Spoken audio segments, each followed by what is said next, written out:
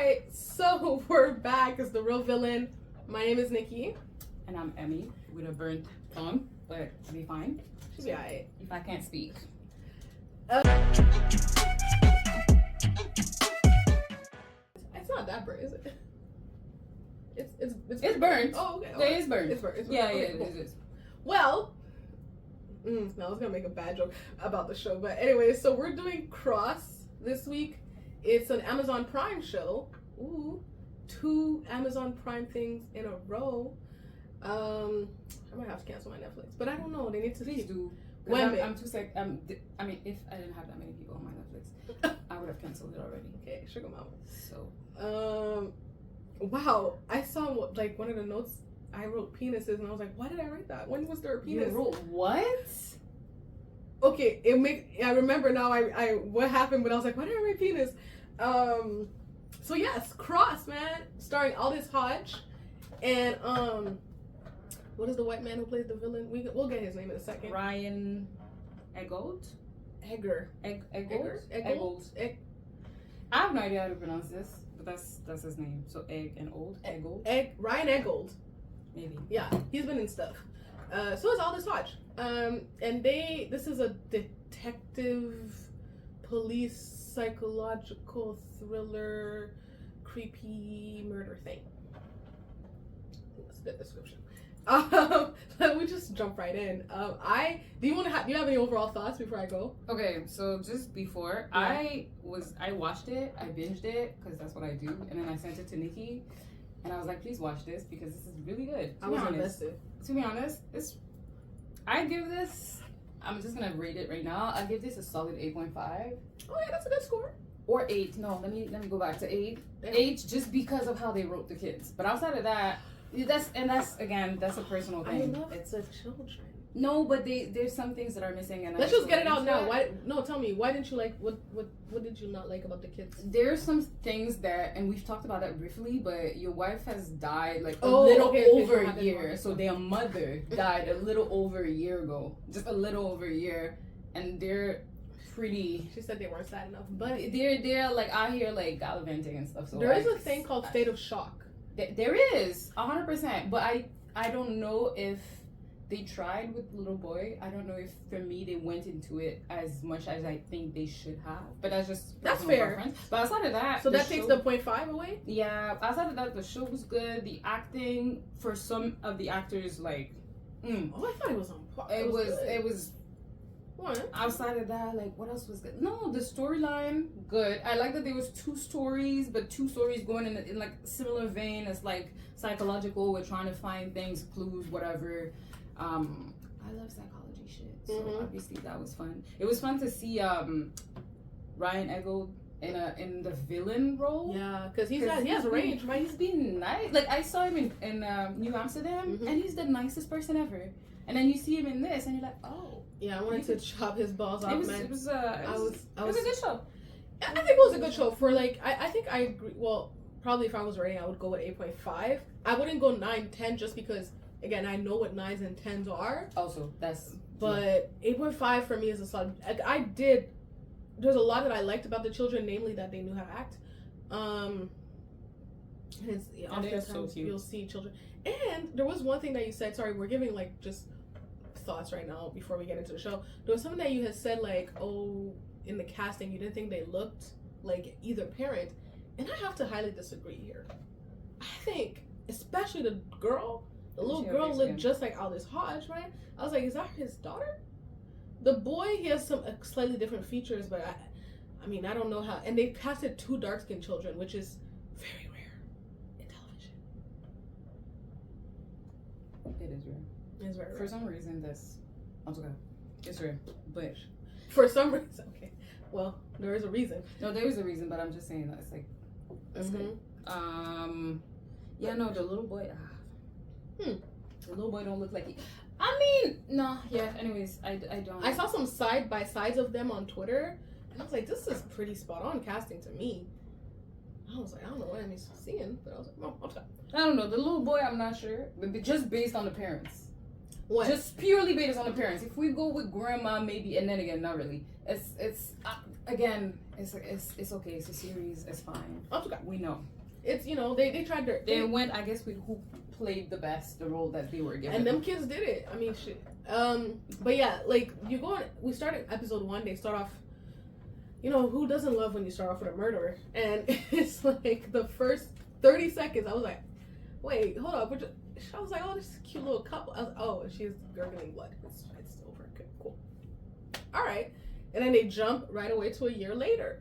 And you guys are going to have to forgive me if I have details wrong, because as the show went on, I started to understand who these people were. But in the beginning, I was like my notes are like, oh, they're interviewing some racist guy. Like in the precinct, they're getting his I don't know if it was a confession or deposition. I don't know. They were trying to get a confession out of him. I wrote Cross as a detective because I didn't read the synopsis of the show. I was like, oh, okay. And then I said, oh, we're talking about penises, because he told the guy, like, my dick's bigger than yours. Are you mad? And the guy was so mad. And it was a good that was a good little moment. It lets you know who Cross is right away. The confidence, the kind of like the play mind games with you, because that's what he does. He gets into people's heads because he's a psychologist or a former psychologist, or he has some kind of degree in psychology, I think. They call him doctor, so maybe he has a PhD. I have no idea.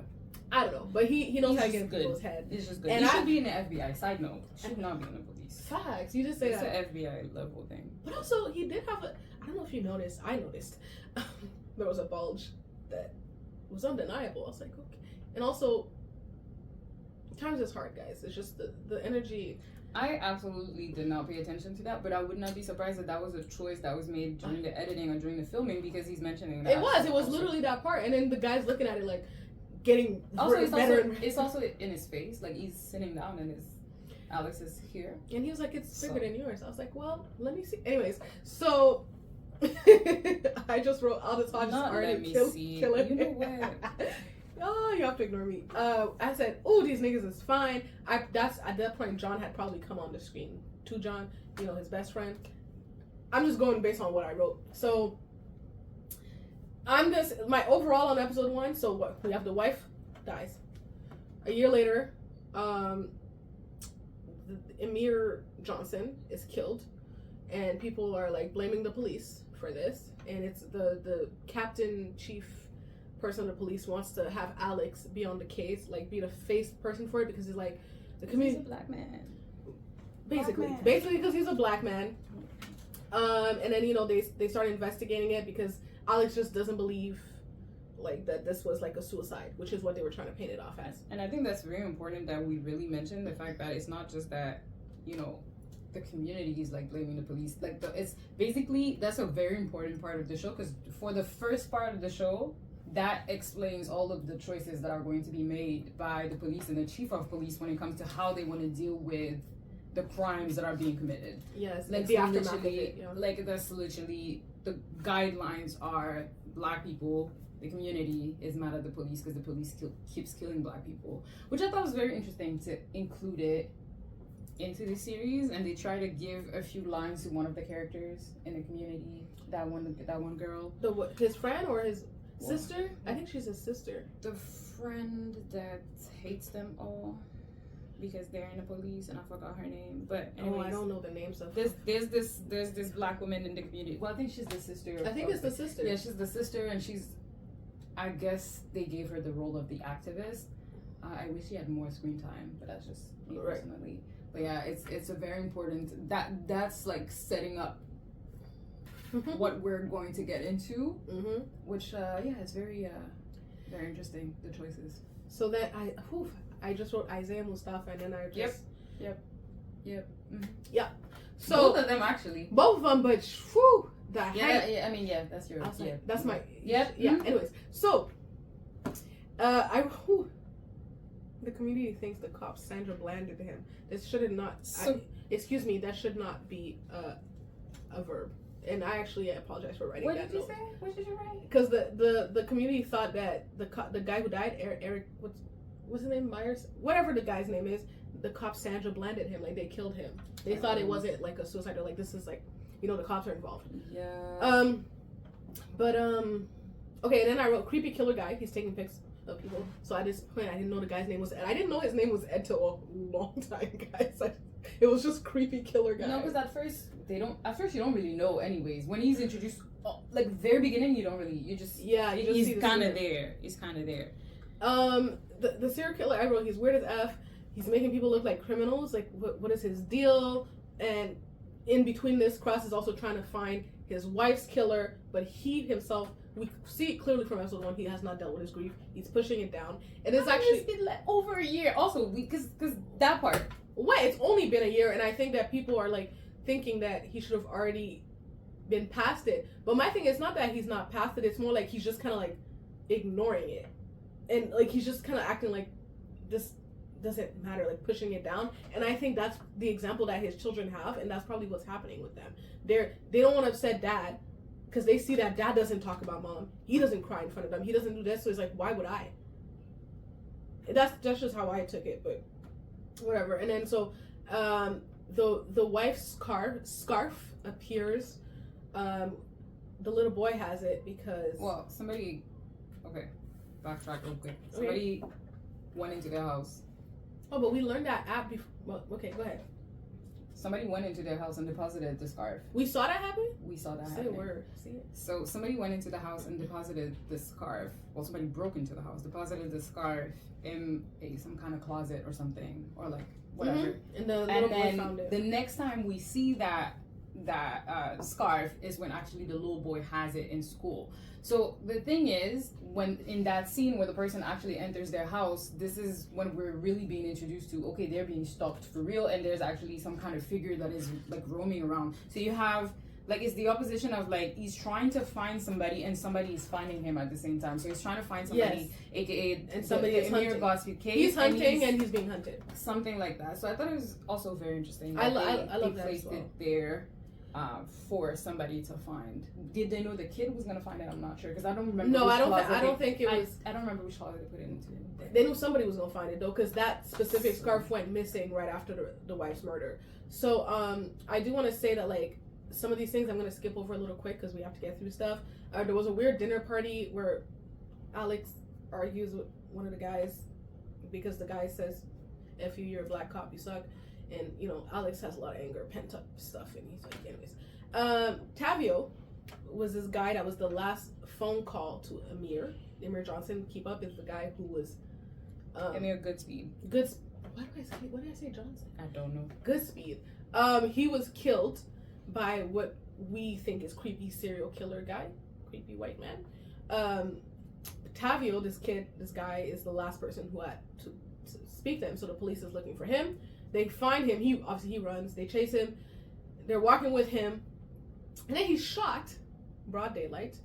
But he's shot like sniper style. That's also what we need to say. Also, important point again, because that's very important to the story at this point. When Nikki is saying he's being chased by the police, he's being chased by Alex and his partner, two black men, chasing another black man. The relationship, the police versus the civilians, like all three of them being black, is heavily charged, especially in that scene as he takes somebody as a hostage, old black lady as a hostage. They're like, yo, you need to don't do that, and then when they finally bring him in, when he's like, okay, I can't do this, and like they bring him in to actually just question him as they're walking him and his hands are tied, he's being shot. Like he just gets shot by a sniper. And I think that's important to mention, it's a sniper, because the chief of police is saying, "Oh, this is just gang-related things," but it doesn't even make sense that they would have access to a sniper. It's not conducive to what actually happened. So, but I get it. It's true, but maybe in the concept of that city or that neighborhood, that don't make sense in terms of, you know what I mean? Like, yes. Because access to a sniper is like. Boom. So then at that point, we do see that his name in my notes is White Killer. The White Killer is dealing with a black man here, and who's also played by Aldous Hodge is an Underground alum, if you guys know the show Underground, and so is Johnny Ray. Oh my god, I forgot his name. Yeah, Johnny Ray Joe. Johnny Ray Joe, yes. And I was so happy to see him because stellar actors, both of them. So I was excited to see where this was going to go, and you know, it kind of ends with like, you know, they're calling Cross about his wife. They're sending weird pics. You know, they're taunting him. Then we go into episode 2, and he has the wife on. Wait, pause. What? What? How did you go from how? Like what? From what? Like, cause you just said they're calling Cross and taunting him with his wife things. Who? They don't know who at this point. Somebody is calling him. No, I know, but like it's just I was just trying to understand where we were in the story. I'm like Tavio's dead. They shot him. Broad daylight. I'm going to the next thing that happened. Oh, you do okay. Because some of this stuff like I get it. It's just because obviously it's your notes and my brain has it remembered in a certain way, so that's why I'm just trying to figure out where we're at. That's it. And my notes are not the most reliable. I'm trying. Episode 2, Alex. It starts off. He's dreaming about his wife. You know, as you do. You dream about your dead wife, and then you wake up because you hear a noise, and then you pull a gun out on your daughter by accident. That's what happens. Jenny is the daughter's name or something, and she was scared. He apologizes for this, and he's like, you know, it wasn't right. She's like, it's okay. And I really feel like the kids are so used to. But I also feel that even if you're used to it, that should not be. It shouldn't. No, but they're used to like pacifying their dad. Like, even the way she was like, oh, it's okay, Dad, it's okay. Like, and at least he had the wherewithal to know, like, okay, no, that's not okay. True, but that should not be the reaction. And also, because here's my thing, right? What do you mean it should not be? What did you? Well, I don't know. They're used a little bit. They're used to being parents to this grown man. But here's my thing, right? This is, as far as we know, for viewers, this is the first time that somebody's stalking him. Somebody's sending pictures of his. Because there's a lot of elements that are making. Because yes, he hasn't dealt with his wife death, but like you just don't pull. The reason for me, at least the way it was written, for him to pull out a gun in the middle of whatever when he woke up was because there's been an increasing amount of pressure on him, not only because of the case he's working, but also because there's people sending pictures, there's people doing things that are super weird, dropping flowers, there's a lot of things happening. So that's why I felt like when I saw the kids, I was like, you should be more afraid, not because you've seen what happened, but just because this is probably not normal behavior. Maybe you're a bit hot-tempered, but like not to the point where you're pulling out a gun. Again, I think that they are used to their father's behavior, and as a kid who was parenticide, whatever, a kid who had to be older than what she was oftentimes and had to be more parent than child, I completely understand her reaction. I completely get it. But for me, that was a miss from listeners. I feel like this should have been a thing where she should have been a bit more afraid, or at least the director, somebody should have made this a bit more. You're increasing the pressure on your main character. Something has to, I don't know. But again, I'll have to respectfully disagree there. But moving on, we see that the white I love that this is his name in my notes. The white killer. His name is Ed. Ed? No, his name is the white killer at this moment, because at this point I thought there were two killers. I thought there was a white killer and a black killer, which was the other guy that he's working with. But I was actually right, because the black killer is also he is a killer. I just didn't know their names yet, so I just differentiated by that. He's catfishing people. He's on here on dating apps looking for people. He's so creepy, guys. He's looking for people who match his like criminal serial killer fetish. Like, he has a hard on for this shit, and he's, you know, out here meeting people, not looking like his pictures at all, and charming them into staying. Which I had a conversation with Emmy about this. I thought it was a little bit like, okay, and me at that point, I'm leaving, because what do you mean you don't look like your pictures and you're convincing me to stay? Basically catfish somebody. For the people that don't understand, you catfish somebody on a dating app. So that's what I just. You didn't say that. I literally said, I said the white killer is catfishing. I literally said that. Okay. I did. Anyway. Okay, I didn't hear it. It's fine. Okay. I may be speaking fast, but I'm trying to get through things. I know, but okay. I'm just saying. I didn't hear it. All right.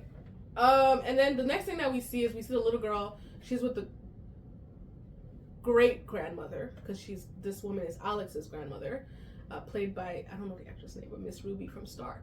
And that's his grandma? I was really wondering. This is grandma, because he says not a mom. Like, I got that late too, because I was like, damn, I don't know if she's the mom, if she's a mother-in-law, I don't know who she is. But I found out that it's the grandmother. So the kids is his grandmother, because he had I'm not gonna jump ahead, but there's a scene where we find out what happened to Alex's parents and all of that. So she actually raised Alex, and now is helping raise these children as well. And the little girl is outside playing hopscotch. Oh, that's what it's called? What? Okay. Yes. No, I don't know. I never knew the name in English. C'est quoi en français encore? La marelle. Marelle. Here's what it is. Yeah, she's playing hopscotch, which with weird numbers. I noticed it right away. I don't know why I noticed that the numbers were off, but I guess that was meant to be off. That was meant to be a thing. Yeah. For when you see it. But she didn't notice it, which I think she's not 5. True, but you know when kids play, maybe she's not looking at the numbers. She's just like actually playing and counting in her head and doing whatever. You know what I mean? So. Yeah. Or maybe they put it there in production and they thought nobody would notice, and like some people did notice, and it was supposed to be for after. I don't know. Yeah, maybe it was. Yeah, actually, but that maybe it was supposed to be. You're right. But I'm not sure. It was a reveal. There should have been a thing. But she was dancing to. It was Selena music playing, and she was singing along. So, if anybody knows me, I'm a Selena fan, so I love it. Of course, you would notice that. Okay. Because I thought it was like maybe just soundtrack music, but no, it was in the scene because she was singing along to it. I was like, oh, okay. And now they're playing with the daughter's head because there's a voice. And did you hear the voice? Yeah, or were we not meant to hear it? No, it's a man's voice. But we heard it when the grandmother went. No, but did you hear it first? A voice from her. So basically, she's playing. So Alex, because he was freaked out, had installed security cameras around the house because somebody got into the house because he was receiving a bunch of stuff. So they actually spoke to the girl through the cameras, which is insane because you need a certain level of hacking. I mean, maybe some people of the internet could do this, I don't know, but you need to hack people's security systems to be able to like actually send sounds, project sounds, which is kind of crazy. Well, I didn't even know you could do that, but hackers, well, Then again, it's not shout out to maybe them. We can't, and they did that for film. I have no idea if it's true. I wouldn't be honestly, I wouldn't be surprised if we can, because like it is on Wi-Fi, so you just have to. Anyways. Not to get technical, because I'm not gonna get technical, because what I'm about to say is gonna be wrong, because I don't know. Even the technical guy was like, "I'm sorry, like I can't find it." But so the Nana mama, she calls Alex, obviously lets him know what's going on. In the meantime, Alex is spread thin because Alex, he's working on this case as well. He's working on the Emir Goodspeed case, and he's also kind of worried about this stalker. But I thought and he's dating, but anyways, we'll get to that. I thought like the stalker on the family should have taken a little precedence, but whatever. They're trying to find the person who has the police. When I said the police, like Emmy said, I'm speaking about John and Cross. They are looking for the person who took Tavio's phone because they saw it on the camera, the footage, like when Tavio was shot. Later, like somebody came and took the phone. I felt immediately, as soon as they said she has phone, I'm like, okay, but she's probably gonna die, right? Like, I mean, it's not even when she had the phone. It's when she decided to like she flew. Like she flew. She decided to fly. Like she flew. She what's the word to like run away? She fled. Oh, she fled. Thank you, Jesus Christ. So when she decided to go away and not cooperate with the police, because the police is all bad. We get it. The police is all bad. And I need to keep his phone because whatever. How does that make sense? I know that people don't think straight when, you know what I mean? But that don't make sense. So she was gonna die from that decision that she made. That was gonna be the decision. Right. That was gonna be her death, and I was like, oh, I just wonder how she's gonna die. That's it. And then she died in a way that I was like, yeah, that makes sense. Okay. So yes, so she does die. Spoiler. I just want to say though, before there was a weird sequence of events here. So Alex is on the investigation. They're looking for who has the phone, blah blah blah. Find this girl. Find the baby mom. In the meantime, stalker person is talking through the camera to little girl. Nana mama is telling Alex like some weird's going on. Da da da. It's the fact that they did not move from that house. The way I would have not been in that house no more. But that's facts. But maybe it's not as easy. What do you mean? Well, I don't know. Maybe where's he gonna go?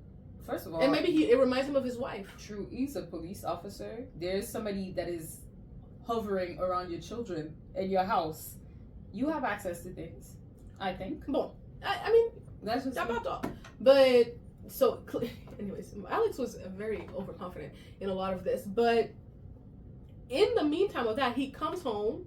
Okay, I believe there was a cop that he put like cops stationed outside his house and everything, and then he goes on a date, and it's like timing is weird, but whatever. And the lady that he's dating, and her name is Elle, gorgeous lady, just beautiful, but weird. We did not need a relationship. Weird in that show, in my opinion. Well, the writers know what they're doing. The producers want an Aldous Hodge sex scene. No, 100%. But I'm just saying, did with this beautiful lady, it serve the story? Not Absolutely not. And she annoyed me for half the show.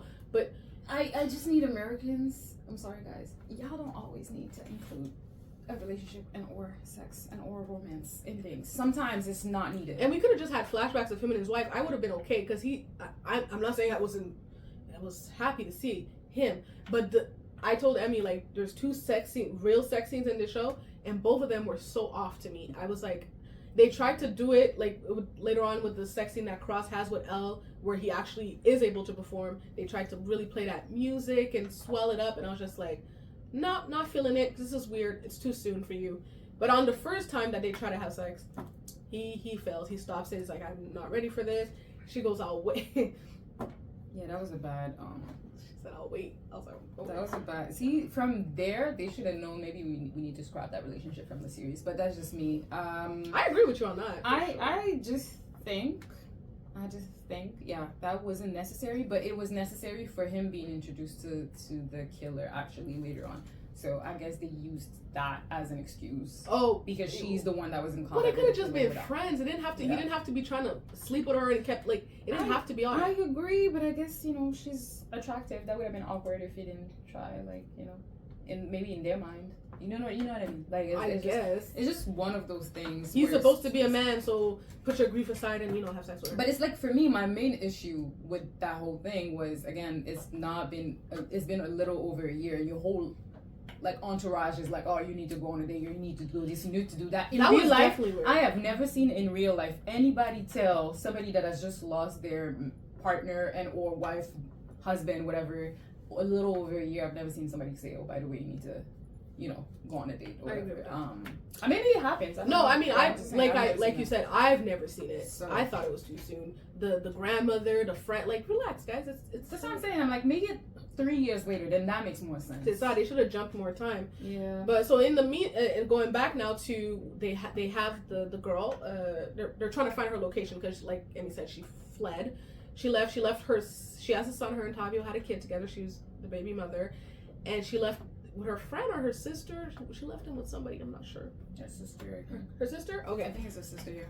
Okay, so because Alex is just so damn smart, he realizes that she's thinking like a kid, and she's gonna be at this hotel, and and they, pinpoint the location, and as they're on their way, obviously she's already being followed by Bobby, who's Black Killer. Bobby is insane. Bobby made me laugh because he's just like that quirky, like almost Joker-like energy of like, I'm tick tick tick boom, but you never know what I'm about to do. He's in the hotel room right beside her, and so explaining just that situation and why he's in the hotel room beside her.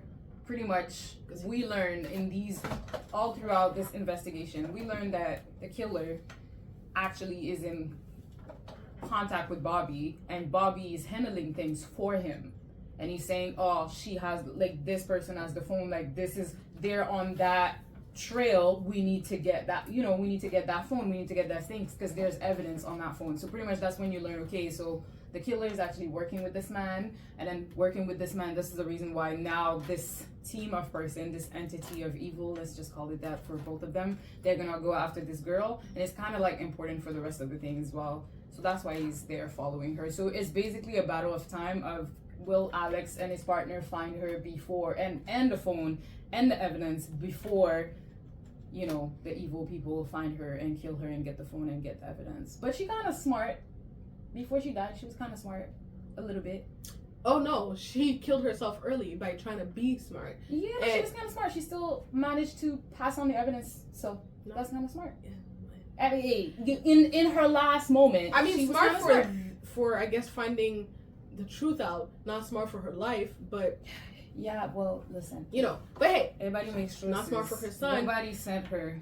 She could have found the phone and just said, hey, there you go, to the police. She could have said that. That's what I'm saying. Because why are you? Anyways, so like Emmy said, because they're on the time they're gonna talk about my baby daddy. That was their excuse, and I was like, wow, that's insane. No, that's insane. I'm sorry. People, listen, these girls, they be loving their baby daddies. Okay, so like, that's my man, and you know, whatever. So, like Emmy said, they're on a time crunch, and we see that Bobby, who is Black Killer, he's now in the hotel room with her, and she's like, she transferred the information to her phone. As we see that John and Alex are like running up, looking at for which room she's in, you know, stress, pressure. Is he gonna make it? No. Bobby sees that he's not gonna make it, so he just does a quick kill, slices her throat. He manages to escape as to John and Alex come in the room, and you know, she's dead, and Alex tries to get her to talk, like, who did this? And she can't talk, boo. He sliced her throat. Very smart, actually. He was like, let me try and get some out of her before she actually goes, because damn, he needed a win. That's also the thing. On top of like the stress of him trying to find her, he also has the chief of police breathing down his neck, like, no, we need to pin this on the gangs or whoever in the city, and he's trying to prove that that's not the case, because he knows how volatile the situation is, and if the police does do that, then that's going to create a bigger problem with the community. So he's like trying to deal with a lot of things at once, I would say, which was an interesting choice at that moment, to be honest. But for sure. And then the other part of the story that's happening is White Killer. Mm-hmm. He's out here dating homegirl whose name is Sophia, Suzanne. Hold on, maybe Sandra. No, it's something with an S for sure. Wait, when did you think he killed her? I don't remember. He hit her over the head or something. I thought she was dead. When? I'm trying to remember. I don't. So remember. episode 2 is like, she basically she wants to get this interview at the Ritz. She never got the interview. He's like, oh, I can help you get the interview. And like, well, he didn't say that, but she gets the interview. That's another red flag, right? So if a man you don't know, he already lied to you, he catfished you, and then all of a sudden, one of the biggest museums in the world that you've been trying to get an interview at for the longest, you've never had it, that was your dream interview, all of a sudden, the dream interview just appears, tu sens pas qu'il y a un problème. But she did say that. She's like, because when he told, actually, I guess we're jumping in. I don't know, because she said it like when, by the way, when we're she back. walked in, yeah, in the car. So we have to continue in the car. But when she walked into his house, because remember not his house. I don't know where they met. They met somewhere. He met her. Yeah, because they were going on a date to like an opera to a thing, and I guess he picked her up or something. I don't know. Yeah, and then she says like, "Oh, I got the interview at the museum," and then he says, "Oh wow, that's great."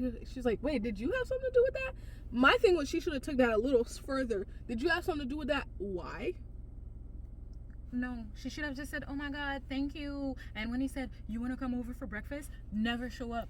But she already had the right instinct at first. She was like, "I'm not coming here." Like, I don't know what you think this is right now. She still went. But yeah, because I don't. Why she went? Because he rich? No, I want to know. Is it because if he was poor, would she have went? Not poor, but like regular. I think so, because regular. I think what they were trying to show is that he was like some kind of like charmer, and I was telling Emmy this off camera, like. I'm like, I don't feel like he was charming to me. Like, I feel like usually if they're gonna have the killer be like, oh wow, he was so irresistible. Like, for example, not to bring up this series, but the Dahmer series, I could kind of see why some people were falling, because he was actually being kind of like, oh, it's so innocent Jeff. It's Jeff, man. Like, come on, man, let's go to his house. This guy, he gives creepy from. Yeah, because we know, but I feel like maybe in the world, right? Yeah. A tall white man, because he's not bad looking. Like he's like. We don't have I'm not talking about me, right? I'm talking in the world, right? Mm-hmm.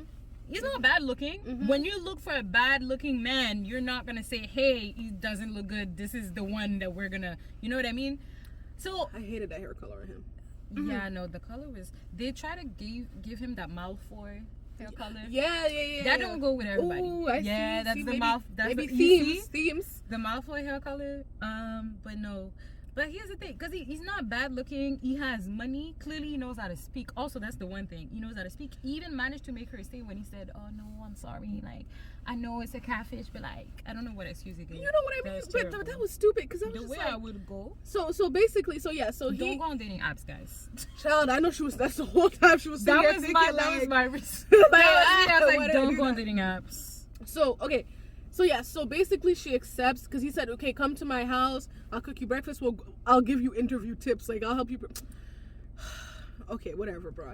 At first she says no, then she agrees. She gets to the house, immediately, you know, he switches. Because he was like, I'm just trying to get you in here. And I love how he switched. That was a good acting thing. it was good. Even in his demeanor, the actor switched, and I was like, it was c'était parfait. Yes, psycho activated. Right. I did like that. But also, I'm sorry, guys. For those of you, if you watch the show, right? If you're not just watching our review because you didn't watch the show, because that's weird, but shout out to you if it's not, you know. But if you did watch the show, or if you're like me and you like spoilers before, it's fine. One day we're going to have to talk about that.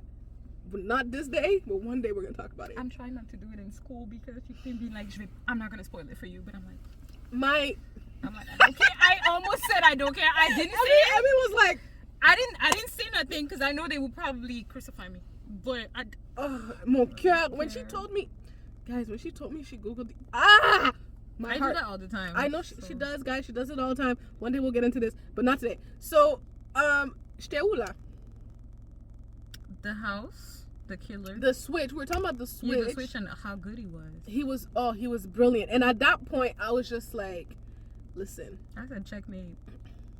Cause I know sis was like, God damn it. And when the way he did the switch, guys, was he's like, yeah, so I noticed you're a germaphobe, you know? And just subconsciously put the fucking sanitizer there by the door. Knew you would take it. She did. Fentanyl laced. Because, you know, that's just a new drug, a little and that Fenty. goes through the skin. The way he said that, just like... Moi, j'étais triste pour elle. Like, the way she was like, no, you could tell in her eyes, she was like, fuck. She was like, God damn it, that's why I don't be talking to you, nigga. Like, I think that's what she was thinking. Like, oh, that's what I was saying before. I was like, for those of you who have watched the show, the switch, he's so creepy. Like, he made my skin crawl. Shout out to the actor again. But no, he's so good. I was uncomfortable. I was telling Emmy, I'm like, I need to go watch some lighter. Like, no, did you watch some lighter in between? Because the way I was like, I did not in between. I think I took one break because I had to sleep. Oh, well, at night, when I was binge watching it at night, after I would watch Martin, because I need to watch something funny. Oh no, girl, I fell asleep on it. No, I didn't fall asleep on it, but like I watched it as much as I could, and then I had to wake up early, so I stopped. And as soon as I got home from my day, I just watched the rest. It was great. You know, shout out to her. So yeah, great. So basically he, you know, except the scenes that were very irking. Yeah. So she, you know, she is basically passed out from the drugs. I thought she was dying. The way she fell though, she was like, no. It's not funny, but damn, it's funny. Like, I was like, girl, he got you. That's why you don't go to strangers' houses. Or you at least. Oh, but I was gonna say you at least share your location, but she shared with her mom. She said if you don't hear from me in an hour, which, you know, this is shit I tell to my friends if I'm going to a nigga's house for the first time, you know, type thing. He's 15 steps ahead. He had taken the phone and did some kind of hacky shit where like all her messages are going through to him. He just switched the number. You remember when they went to that scene? They went to that place. Is that what he did? I think that's what he did. Because there was a scene, they showed it on purpose. I was like, I know they're showing this for a reason. It was a spot, they went to a show and it said no phones allowed. So you had to leave your phone, I think. So I think that's probably when I remember him taking it from her or putting something in her, I don't know. Yeah, I think taking or putting, but this nigga's smart. I was like, damn, he's not fucking like them regular serial killers.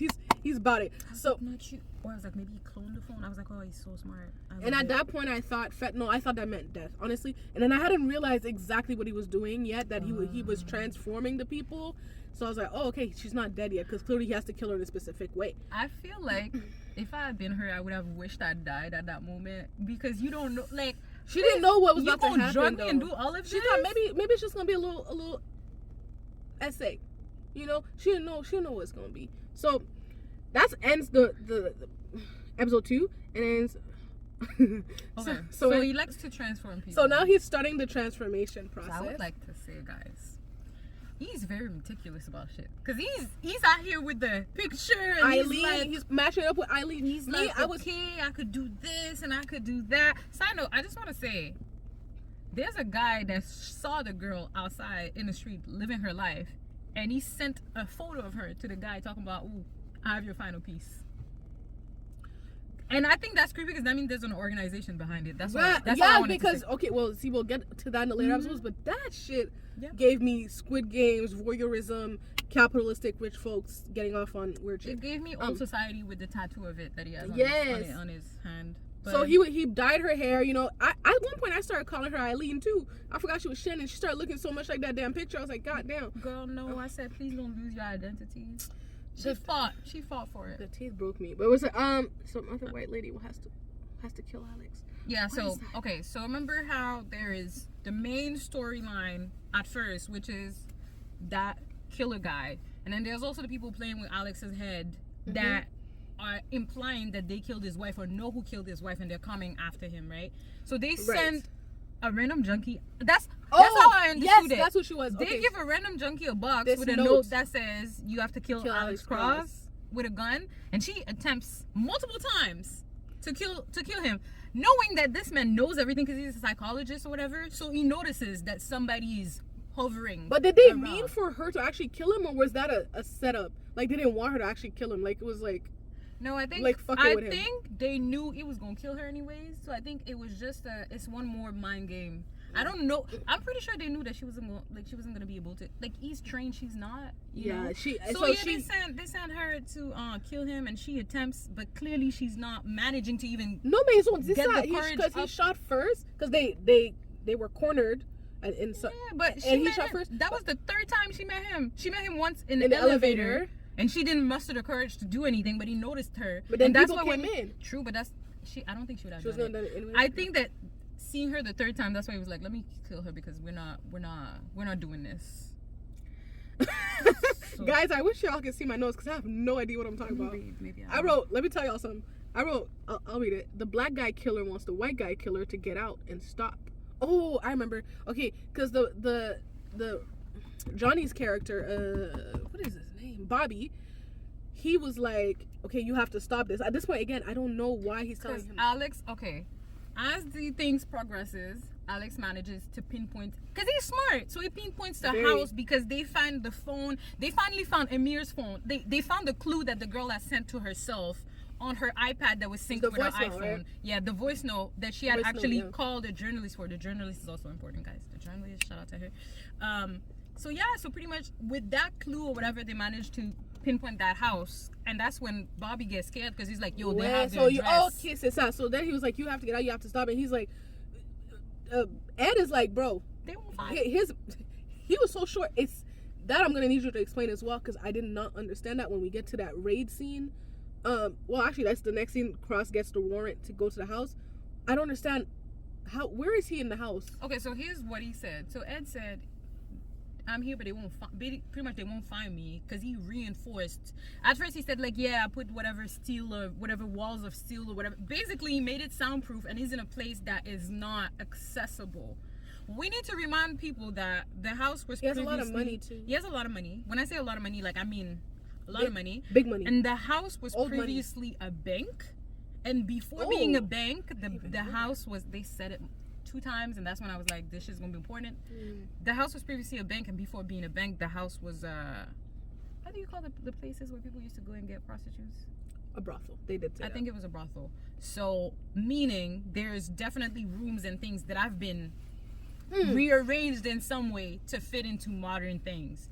Okay, so that that's makes why sense. they didn't find anything when they raided the house, because there's clearly things that did not appear on the plans of the house that they had. Me, it's like at this point, Ed is big confident, right? He's not taking Cross seriously at all. Like he's like, okay, this guy's, you know, he's a little smart, but he's not about to like figure out really where I am, what I'm doing.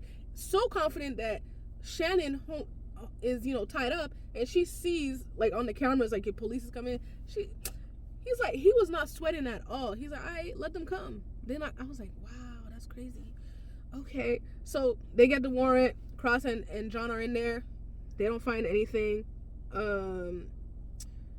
I thought they were in the basement, so I said, why wouldn't they search the basement? But I guess it's not a room that's. That's not a basement. It's a basement, but it's not in the house. There's no basement. Well, no basement. So okay, so you know that's 1 for the killer, 0 for, you know, our guys. And then we have this scene a little bit where we go back to Alex grieving or I guess, attempting to deal with his grief because he calls into this radio, or he listens, or calls in. No, he called into this radio show that him and his wife used to listen to, and he basically tells us, like, requests a song, which is his wife's favorite song, but also tells the radio host that, you know, she died and stuff, and, you know, it was a sad scene. I thought it was a cute scene, actually. You know, as you're saying this, I'm thinking they would have needed 2 more episodes. I agree. Like, we said that. We said that to really flesh out the grief arc, it would have been, especially with the kids too, it would have been a 10 instead of 8. Streaming platforms, I know y'all, you know, trying to be careful and stuff with budgets and stuff, but please bring back at least 10 episodes, at guys. least We need more storytelling. Remember how we used to have 22 episode seasons? Yeah, they're not doing that no more. Please bring back some form of storytelling. Like, So Ed managed to move the white lady to some other Shannon. I should have went back and changed the names now that I knew their names. But so they moved her to another house. He has another house, or no? Wait, where? I'm here. Okay, no. Okay, so he moved her, but they got into the place where she was. But that's the thing. Bobby moved her. Bobby. What no, happened? I said, oh, the bad guy. Yeah, you said the bad. Okay.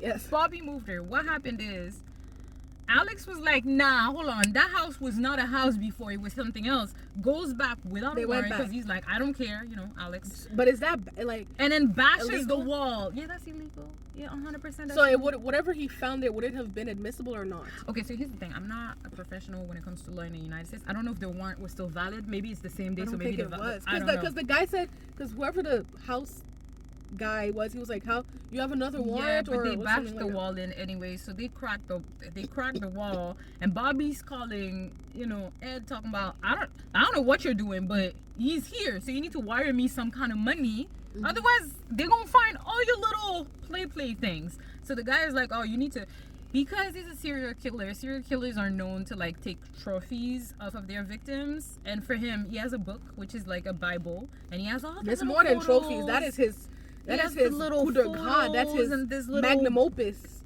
Blood. He has things in a book. So he was like, get the girl and get the book. That's all I need. No, in the book, he has the picture of the serial killer, the blood, the bunch of and shit. the transformed victim.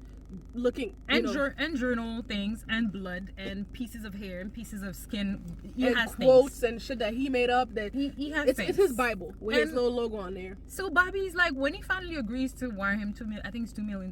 Bobby's like, I'll bring the book and the girl. So he gets the girl, get the book. He didn't get the book. What happened? No, he got the book and he got the girl. Started running. Alex and homeboy started chasing him. And as you know, because he was being chased and he needed to get away, I don't know exactly what happened, but he had to. Shannon tried to actually escape. She tried to scream. Oh yeah, And he put her down and he was like, basically, I'm gonna kill you if you don't shut up. And he had to put the book down, forgot to put it back because he only got the girl and ran away. So the Bible was there. Important part. Right. So that's how. So they. I said at least they got the book. At least they got the lair. And but them getting the book was very important because in the psyche of this specific serial killer, it will, it's gonna come in play. Actually, I feel like any serial killers, once you find their things that they like to keep. Yeah, but I know, but this book was what his thing was. No, for sure. I'm just saying it's like. So that's the end of episode 3, and then on episode 4, okay, I just realized that. Yeah. Wait, pause. How? I'm sorry, guys. Because at some point they had it. Because I think in episode 4 is when they said doctor, or they said like, I was like, oh, okay, like even if he wasn't, because I'm like, whoa, he's really good at getting into people's heads and stuff. Maybe he's just detective, had a lot of experience. Then they said it. I was like, and then I went and I googled the synopsis of the show, and it said like former psychiatrist or psychologist. I was like, okay, cool. All right. So at this point, I guess the son is like a very he's a promising pianist, like Mozart level type thing. He used to play with his mother, who we know has passed away, and they're trying to get him back into that. He hasn't told his family, like his grandmother and his father, that he, the early Mozart Institute is trying to recruit him, because he's just like saying like he's not interested. And they should have left him alone, but that's just me. Well, or they should have asked why he's not interested. Well, I think it's clear why. It is clear, but they should have left him be for a bit or talked to him, which is why I'm saying they needed 2 more episodes. They needed a scene to sit down with a kid and be like, oh, why do you not want to play? And him to say, well, I was playing with mom. You know what I mean?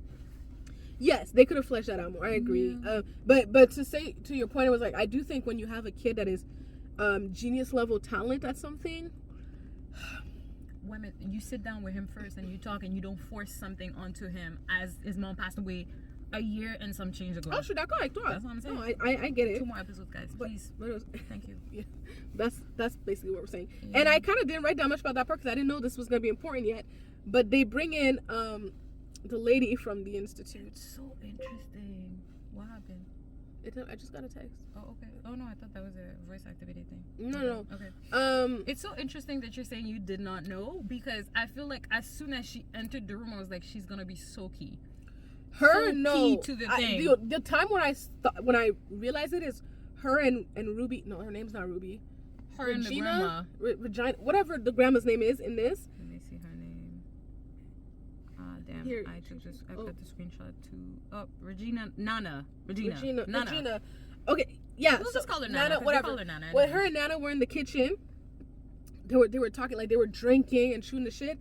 I don't know. In that scene, I was like, I don't know about this lady. But right when she came in for the piano lessons, no, I didn't catch it. So shout out to you if you caught it right there. So I was just like, okay, this lady's gonna be helping the son with the piano. She got a good way of getting into his head and motivating him to play. So I was like, okay, cool. Maybe it'll be good for him to push past that pain. And then, okay, so they're in a new place. Shannon is building. He's having a new place built. Let's be clear. He's making. Yes, that's probably what I meant. New. Yeah, he's getting a new hideaway. A new place built. And the funniest part about this, I'm sorry, is because he's having like workers in the space where the girl is detained in like a little cupboard underneath something. So Shannon is tied up. Like, well, that's what I mean by his overconfidence. It's like, it's just like, wow. Okay, he's just like, but it's also, I just want to say a little bit of commentary on the white privilege of male white privilege. Like, he just thinks like, and he's rich, like, you know, rich white male privilege. He's just like, I mean, what they gonna do? Like, if they find her, and what? But also outside of that, usually when you're at people that have this kind of money, I feel like you don't ask too many questions. You just want to do the work and be paid. Well, that's what they were saying. They were like, bro, we don't ask the client questions or whatever. And she's in there and she's peeping. Shannon, and shout out to Shannon. This is what I said about Shannon. She never gave up. He told her to give up. He said, bruh, there's no way out of this. But you could just... That's what you thought settle in that moment? That she was making plans? Shout out to her? Yes, I thought she was peeping, like, okay, which guy would be a little bit more easy to convince.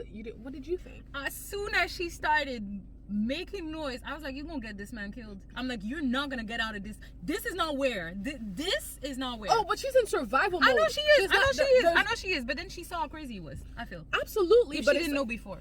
She's thinking as clearly as somebody who's been drugged, fucking tortured. No, I can. Like, she's trying is what I'm saying. Like, because it will be easy to just give in. A weaker person would have just...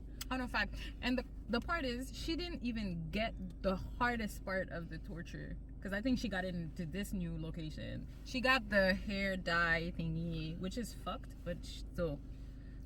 But yeah, it had in the main, but he really did get pissed when he found that she had the skin condition. I was like, my nigga, like, I was like, no, he's mad. He's an artist. He frustrated me a lot. He's an artist that don't look like what he's trying to make. When I tell you I want to cut his balls off, I was like, can you, like, I know you're tied up, but like, bite. I was like, but okay, I digress. But because the thing is, he's not gonna kill you right now. Clearly, he's waiting for something. He's like, so. But at the same time, like you said, she's in survival mode. Maybe she's not even. She's just like, at the same time trying to survive. At the same time trying to speak to him. At the same, she's trying to find angles to see where's this guy's weakness, so I can actually. Her skin condition bought her some time. It really and her skin condition helped the case. Help them. She needs a specific medication for that, and because this thing is obsessed with having her flawless, of course he's gonna get the medication. Shout out to the writers. I just want to say it is a wonderful job to be able to think about so many details that you need to include for that things to be. That was really well written. I agree. That part, like a lot of the intricacies and how this folded into each other. Yeah. Loved And it. it didn't feel forced. Because, you know, some shows you watch it and you're like, yeah, this is going to be, you know. Clearly, yeah, for sure. Okay, crossing John.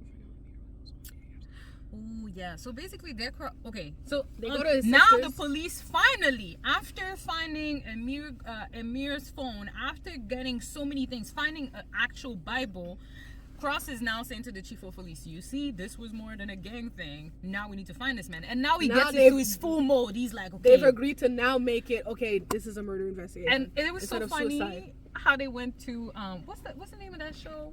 Criminal Minds. They went full on Criminal Minds for like one scene where it was like, okay, so here's the vibe. We're looking for a man and this.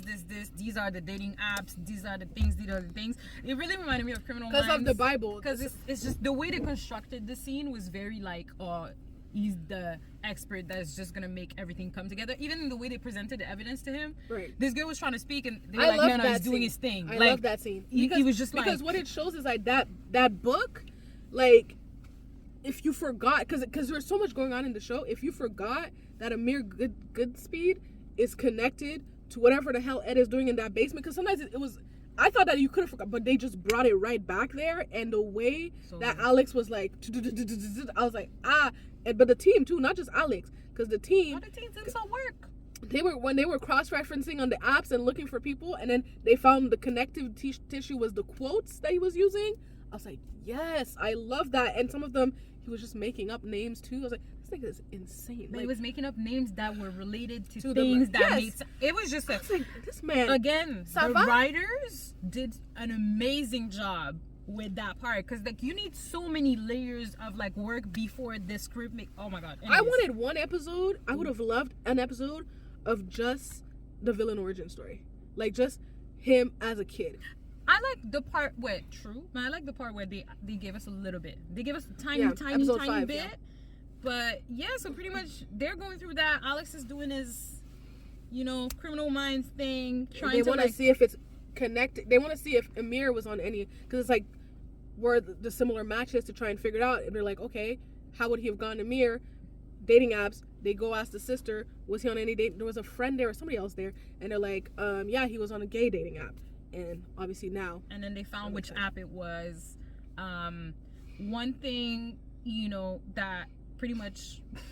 Wait, are you laughing at those? Okay. Yeah, because I wrote both these niggas is crazy as fuck. No, and I know I must have meant the two killers. True, but that's also. The Bible is also, outside of the fact that this lady was disappearing, the Bible is also how they know what she's gonna look like, because they don't know what she looks like yet. They just know that she's supposed to look like this famous killer, and that's when one of the police officers comes to Alex and she's like, well, this girl just disappeared, she's a blonde, and they look the same, so that's good police work. Good great teamwork. They did well. Sometimes, most of the times in these shows, the police be dumb as fuck. But while all of this is happening, though, we also need to remember the community still hates the police. There's still that hatred. There's still that thing, and they can't actually reveal what's going on in the investigation. Because, anyways, first of all, nobody will believe them. That's the first thing. And second, it will be giving too many cards to the killer, and we know it just wants to. So I thought that was a. So okay, and then remember Ed? So Ed is the white killer. He gave orders to Bobby when Bobby, told him, what happened. I got the girl away and everything. But he's like, you got to get that Bible back, or you're not getting your money. So he's making plans to get the book back. So now, but he's working.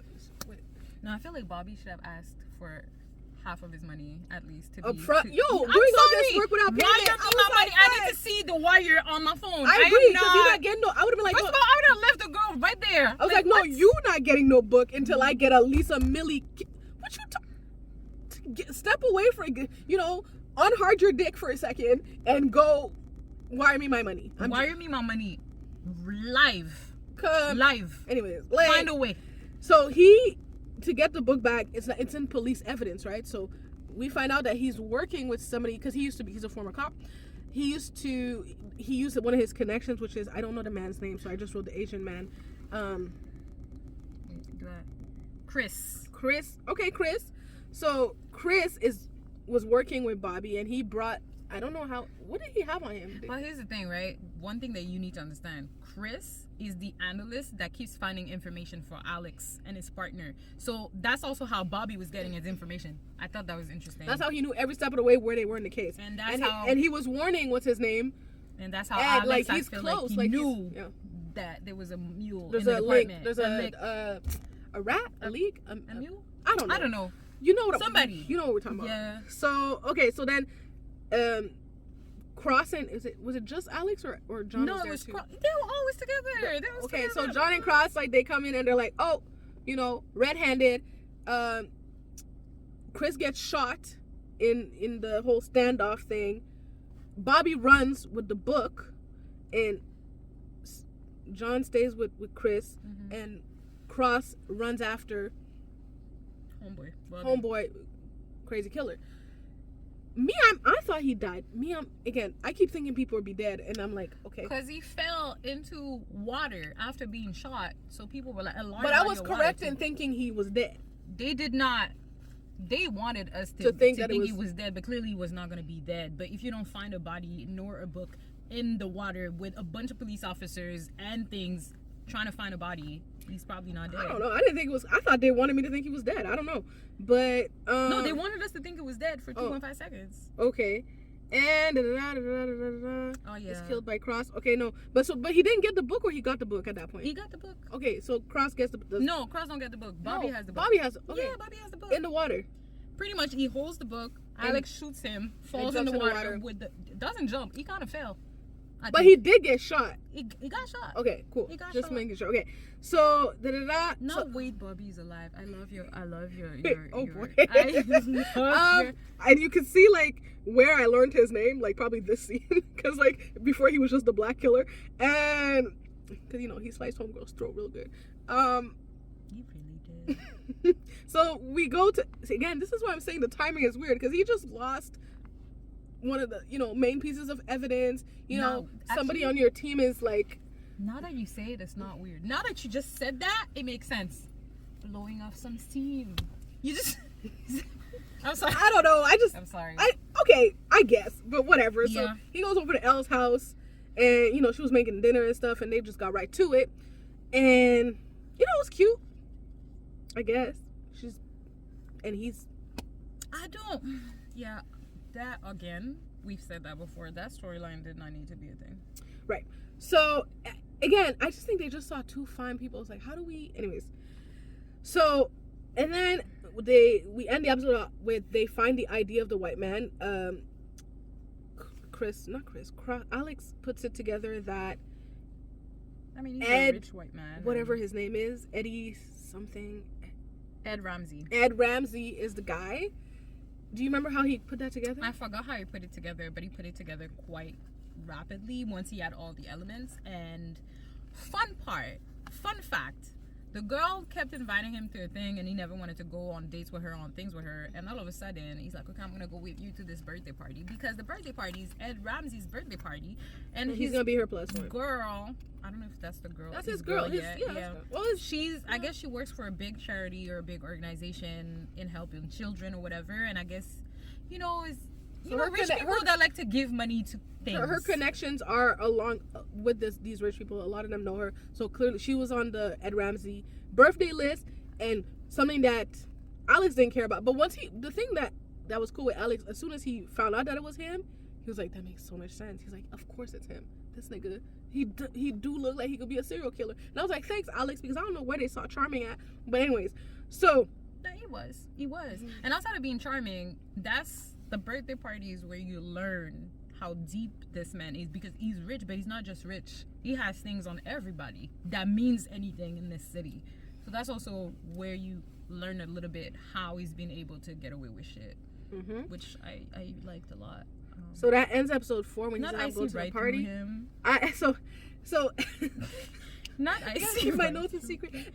So we saw episode 5, and okay, c'est vraiment ça que j'ai écrit. Okay, that's what you're saying. Okay. Yeah, because I'm like, okay. So wait, pause. Because this was at the party. The whole episode 5 is at the party, and I'm just like. And he's like, everyone's like, oh my god, and happy birthday, oh my god. But they all seem so fake. And I was just like, but I feel like it's like, do you not? But that's when but it actually made sense because a lot of the party goers were into the sick shit that he's into, so they probably, respect him as that. But I'm looking at it like, I don't know how you have friends. I don't think there's friends. I would say that these are people that politely come to events and things because this man has a lot of money and a lot of connections, and you want to be on his good side.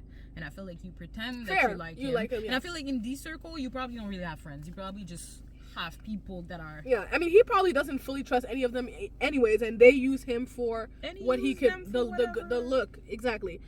Okay, yeah, I can see that. So in the meantime, while Alex is at the party, John is put on a mission from Alex to go to Indiana to talk to this old neighbor of Ed's, because they're trying to.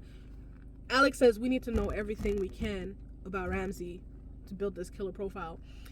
This is where I started to notice a little bit of pull and tug between John and Alex. Like John was like, okay, so you're gonna eat caviar, and I'm taking a road trip to Indiana. He was a little bit salty about certain things, like he felt follow me, for those of y'all who are power watchers, it was giving much Ghost and Tommy when Tommy started feeling away about being the number 2, like, yo, like, bro, like, we did this. True, but we figured this out. If both of them went to the party, that would have been too obvious. Even though that was obvious anyways, absolutely, but that would have been too obvious. Alex's decisions was logical. I just know that John was feeling a little bit of a weight. It was logical, but also how you gonna put somebody in danger, aka the girl? Like, but he was right too. Like, I agree, because me as the woman, I would have been pissed. But then thinking about him, like, he couldn't have told her because she would have been acting weird just like she was. But revealing his card right there. Oh, ça m'a énervé. C'était pas bon. Oh, that pissed me off, guys. Okay, so we're at this party. Ed is just like living his best life. Oh my God, he debonair, and everybody at the party is interested in one thing, like, who is this fanboy killer? And they know that Cross is the lead detective working on it. Also, the chief of police was there. Just side note, that's important. She was there. She was there. And she wants to run for mayor. That's also important. Très important. So they're asking him, like, tell us, what can you tell us? So he's like, well, I can't say anything, but the chief was trying to, like, no, we can't say nothing.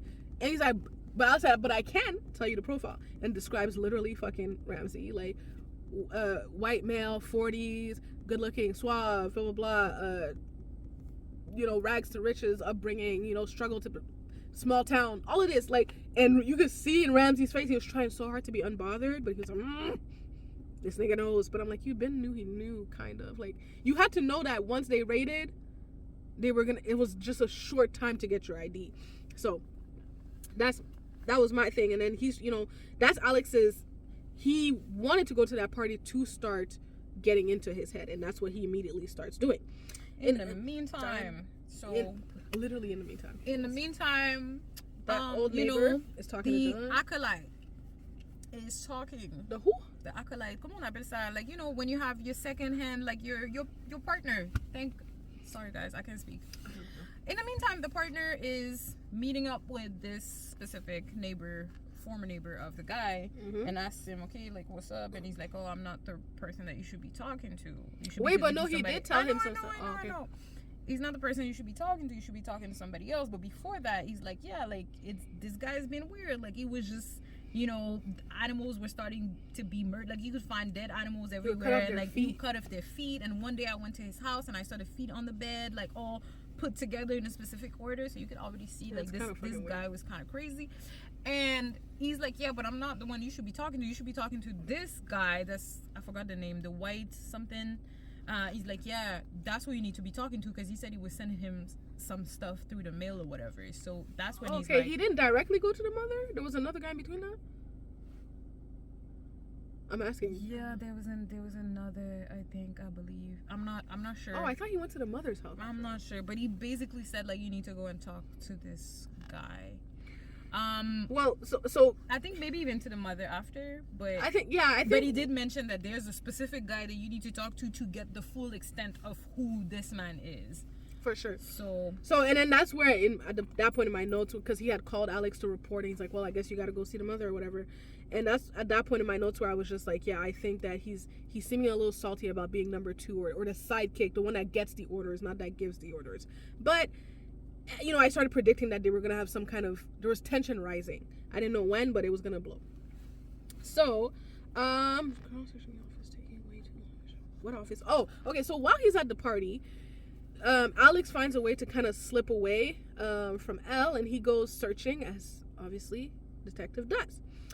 He finds an office of Ed's, and he's in there just la la la. Like, I was like, he's taking way too much time in here. Like, was it just me? No, he was taking forever. He was taking a lot of time, and I was like he was taking pictures of each page. I'm like, are you serious? I was like, that's unnecessary. But at the same time, he also needed to know who he was, like whose head it was going to get into. I was getting annoyed, bro. Like, and then he obviously, what's his name? Ed catches him in there because he notices that Alex is missing, and Elle says he went to the bathroom or something, and he immediately goes there and catches Alex still in the room. They have some kind of dick off, and they're just like, okay, well,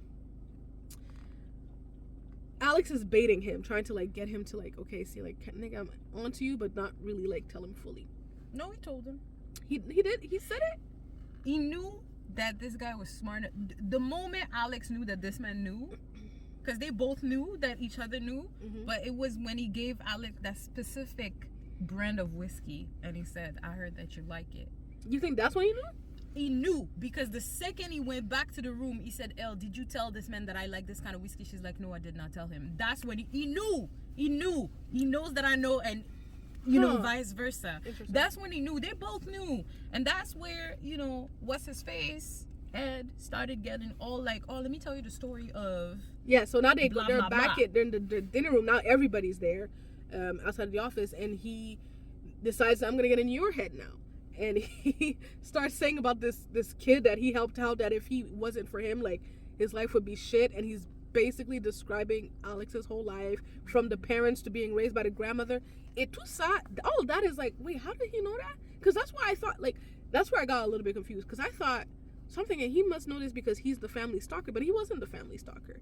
So he's just okay. So remember how Alex is like, I'm just gonna do a little parallel to an anime. If you guys know Death Note, if I'm mistaken about Death Note, tell me if not Death Note, because I be mixing shit up. It's the classic serial killer type, super smart, that knows things. He knows things in advance, versus the super smart cop that also knows things in advance, and they're both trying to get into each other's heads. So they're playing the same exact game. One of them is not trying to be... But I want to know, how did he know that? But that's what I'm saying. His job as somebody that is that smart and that prepared is to know who I have in front of me. Both of them, they're playing the same exact game at the same time. So he's like, oh, you're trying to get into my head? Let me show you I could do the same thing. Because he had to have information onto that man that has been following him, that has found his hiding place, that almost made it all go to shit. So that's the thing. It's like, it's showing you that moment where it's like, we're in that moment, it's like we're equal. Yeah, but he's like trying to be like, he's trying to be like, I have one up on you. That's what they're trying to do. He's like, well, I think what Ed was trying to say is like, I'm always 2 steps ahead, and which I mean, up until the end there, he was doing pretty well. Okay, so flip the script. So John goes to talk to the mother. The guy who he had, like the guy that Emmy was talking about, how warned him that Ed has told everybody his mama's dead. His mama not dead. She's alive. She just has dementia. He spoke to Alex, and John spoke to Alex, and Alex was like, yo, there's this word, or in psychology or whatever, that you can trigger, and like that person can have moments of lucidity. And he says, I think her trigger might be this Bible verse, basically, that Ramsey just recited at the dinner. Again, shout out to the writers for finding this. That is so smart. That is. So, John is there, and he's reading the Bible, verse. The verse to her, and she was like, you saw the click happen. I loved it. Whoever played the mother, like, that little scene that she had, oh god, chills. And then she was like, wait, who are you? Like, she was, because you could see the snapping, and she was like, I'm with the police, and she says, did Ed do something bad again? So I was just like, as soon as she said again, I was like, okay, so this nigga killed his sister. Terrible. You suck. So yeah, because basically we learned that he had a sister, and we're like, oh, like, you know. I was like, what a terrible person. You know. He said he would have done anything to be an only child. I said, but are you not, sick? But I'm not at that moment though, and that's not there. No, that's way later. He didn't sit on the office. It's okay. After when Alex confronts him and it's like, oh, you lost your sister. He's like, no, I said I would have done anything to bond on the child. I'm like, Alex, you knew this man killed his sister. Come on. But here's the thing, right? Sick. What they learn, eradicate these people. like pretty much what they learned with this, at least I guess for Alex, is that this man been sick his whole life, pretty much. Well, yeah, he wasn't like this. Side note, I don't know what it would be like. Really don't like it.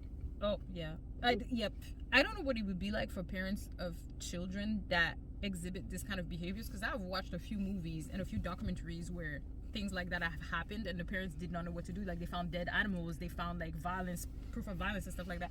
But I'm like, guys, I feel like we're in almost 2025. I know it must be hard, but if your child but if your child What are you about to say? if your child does stuff like that, I beg, call a psychiatrist immediately. Oh, people be so hard. Immediately. Mais là, c'est ça la chose. Immediately. People really fight really hard to be like, my kid's not crazy. He's not. Oh no, it just killed. He just killed 50 cats and he kept their heads. Like what? Bruh. No, I'm sorry. Bruh. First of all, being able to kill an animal, that shows a lot. Cause I would say this, like, cause like, you know, even if you don't like them, you can. Dahmer's dad knew from time as a kid he was crazy. I'm like, could you not like?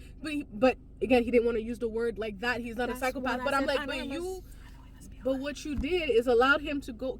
I'm just saying, like, that was just a little side note. Yeah, I get it.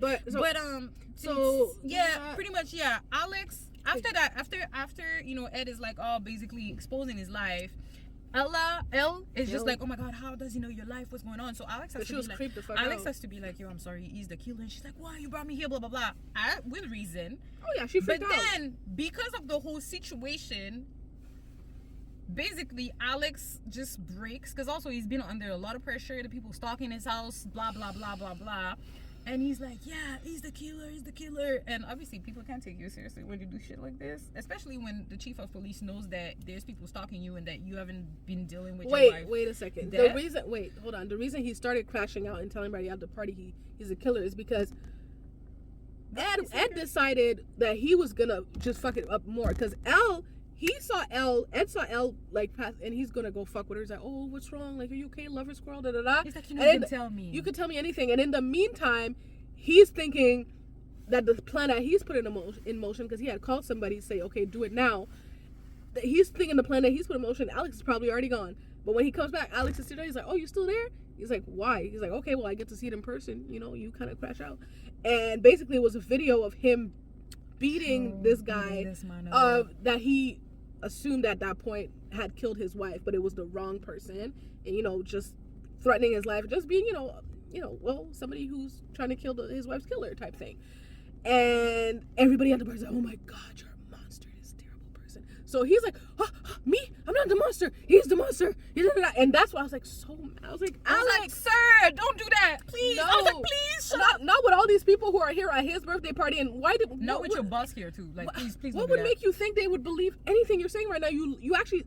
You look crazy. You look crazy. Even though you're right, you look crazy. But you look crazy, and I was like, damn. He played his hand. He's crashing out real bad. But also, your boss is here. Like, sir. But at that point, he was again. I think Alex had a few. We saw it in that first dinner scene where he attacked it. He had some little anger stuff that he was. True. But that's why I said also the whole like, because the first time was he had anger issues, but the first time was about being a black cop, which I think with the 2 more episodes, this could have been a thing that they've actually explored, like being a black cop in this situation with the community. But hey, who am I? So we start off episode 6 where he's, it's not good day to be crossed. He gets suspended. They're like, give me your badge. I hate when they say that in cop shows. Give me your gun, your badge. Did he ask him to give his badge, or did it take? Yeah, they said take some time off and he just kind of put it there. I don't remember exactly. They said give me your gun and badge, and then Alex goes into the locker place and to get his shit, and John is in there, and him and John get into a heated argument of basically the blame game. And I thought John made all the points. I was team John, baby. I was like, yeah, because he's been acting stupid. Like, he hasn't been listening, really. Even though a lot of times he's been right, fair enough. But you are moving a little bit, like, on your own here. And you're not, like, and this is why, we're kind of in this situation. Because you're kind of moving forward without telling people what you're doing.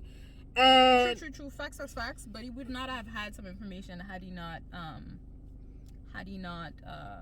been to that birthday party. Ooh, fast tracking real quick.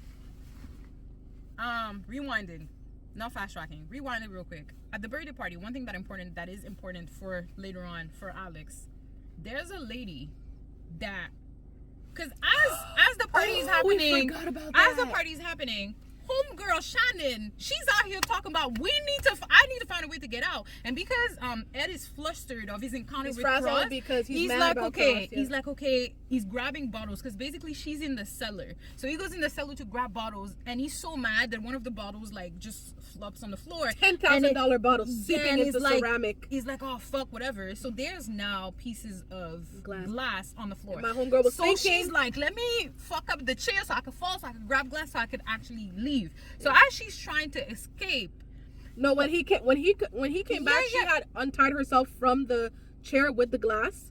Yeah, so basically she's trying to, I guess they fought. But what I was trying to get to was, as she's escaping and literally fighting for her life, as this man is literally almost trying to kill her. Now she's in public areas to keep her in the house. This woman walks in, and there's like this huge. She went out to a public area. Like she wasn't in. The woman was like in a place where like party goers could go. No, that's what I'm saying. Oh, like okay. the woman walks in to this spot where there's like a huge window, like a little living room situation. It was I don't and know what it was. And there was a window to the outside, but it like was literally a window, like those windows that kind of open like as a door, whatever. And she's like trying to escape and looking at this lady like, please help me. And the guy comes and he just crashes a bottle or something on top of her head, as in like, and she sees this lady escaping with blood and shit. And she doesn't do anything. She just go home. She just goes back to the main area of the party. She was clearly frazzled, scared, but she didn't say anything. And that's the thing. And she's like, okay, she's like kind of like shaky, kind of like looking weird. And Alex peeps it and he's like, "Are you okay?" You look like you just seen a ghost. Yeah. To keep. That's something to keep in mind. But one more thing that happened in that scene is that Shannon bought herself a little bit of time because again, she's like, she saw that she's gonna get caught. She's like, there's nothing else I can do, but you want me to be perfect like Eileen? All right, bet. Slice her face the fuck open. I was like, God damn. I just want to say that level of survival instinct is amazing. I was like, God, Shannon, you bad bitch. All right, so then back. And that's also what frazzles the lady, because you just saw somebody. Not only did you see somebody like literally cut open her face, you see somebody struggle, you see some blood. You know the man is crazy, but you can't see shit because he got shit on you too. Anyways, it was again, these are all important people in terms of the society in which they live in the city where they live. So it's one of those places. So yeah, so at the end, the police station, Alex and John are fighting. Everybody outside the police station can hear them. Lady that works at the police station, I don't know her name, she comes in, separates them, says, one of you gotta leave. Alex leaves. Alex decides, I'm still gonna work on this case regardless of if they say I'm not allowed. So he's going to Philadelphia. He says he got to go to Philadelphia right now. Why does he gotta go to Philadelphia? Okay, so he's going to Philly. Remember that guy that said, oh, you need to go and check out this man? The thing that we haven't mentioned, Alex, which I feel if they go towards season 2, I haven't read any books or anything, but he has a contact in the FBI. For me, if you have a contact in the FBI like that is actually helping you for free like that, maybe they will recruit you into the FBI, because I feel like his skill set needs to be in the FBI. She did say she thinks she should be. So there's this guy that he needs to go talk to because it was, they found out that Ed is like a big fan of this band, or this old, I don't know if it's a current band or old band, but the lead singer, they have located him to be in Philadelphia, and Ed apparently had a relationship with him, so they're like, you need to go talk to this guy. So pretty much Alex is was initially, there's a little bit of a difference in the plan because he was supposed to go alone, but because his son is out here fighting people in school, because of the video, which again I feel like Alex should have found that out a little earlier, but taking some time to like talk to his kids for sure. But he was like Nana Mama said, she said, what you mean you're going to Philly? Like, your son needs you right now. But like I said earlier, this whole case has taken so much precedence over the grieving, over the actual stalker that's threatening your family. But who am I? But also, I don't care what the grandma says. I'm not taking no child. You keeping the child, I don't give a shit. Like, I'm going in the car and I'm not taking him into the place where I'm trying to go. That's me personally. Like, what? I watched that scene and I was like, yeah, no. I mean, that was a cute moment because they needed that for them to bond over the mom and the shit and whatever. Yeah, I like the little milkshake thing. It was cute. The listening to the song, the being like, no, I miss your mom every day. And it's like, why did you stop talking about the mom? But then he was like, no, but wait, why can't we talk about her? And then actually having a conversation about her, I was like, that was needed. You see, that's why I said they probably tried to fit some of the stuff into this amount of time, but it wasn't. I feel like it was. Anyways, that was one of those moments where I was like, that was forced. I literally fast forwarded a lot of those scenes. Yeah, because for me, it was forced into the episode, into the storyline at that moment. I feel like that should have been a proper. I thought it wasn't the right time, but I thought it was realistic to Alex trying to make shit fit. As a person who tries to make things fit in a day when they shouldn't be there, I saw what he was trying to do. He's like, hey, okay, well, he's here, so let me try and like do a quick little milkshake moment type thing. But also, how are you the grandma? You see that this man is going through so many things, and you're like, that's the moment where he's mentally unstable, that I'm gonna send him with his son on a road trip to Philly. I don't even know where he's going to. But I think what she could see is that she had to pick. There's pros and cons. She's like, this boy needs his dad now. Listen, the boy could have had the dad the next day. That's my own that thing. was a decision that they made. So he goes to Philly to talk to the guy, right? And basically the guy is like, you know what? There's been a lot. It was crazy. He was a fan of things. We were saying crazy shit on stage in our songs, talking about murder and serial killers, but it was just for show. But I'm just gonna show you this video of how much he got. You know, he got close to us. He got so interested into the murder, the things, the whatever. I'm just gonna show you this. I've never shown it to anybody, but I knew somebody would come knock on my door one day. Yeah. And yeah, he just kind of shows him a video of the three of them. So basically, it was him. It was Ed, and he was another guy. Why you ain't got the fingerprint? And the guy, because that was a while ago, and you know, they have another guy that's like, and they're like, okay, today's the day. Ed is like, today's the day where we're going to sacrifice whatever the guy's name was, right? And the other dude, which is the band leader, was like, okay, I guess.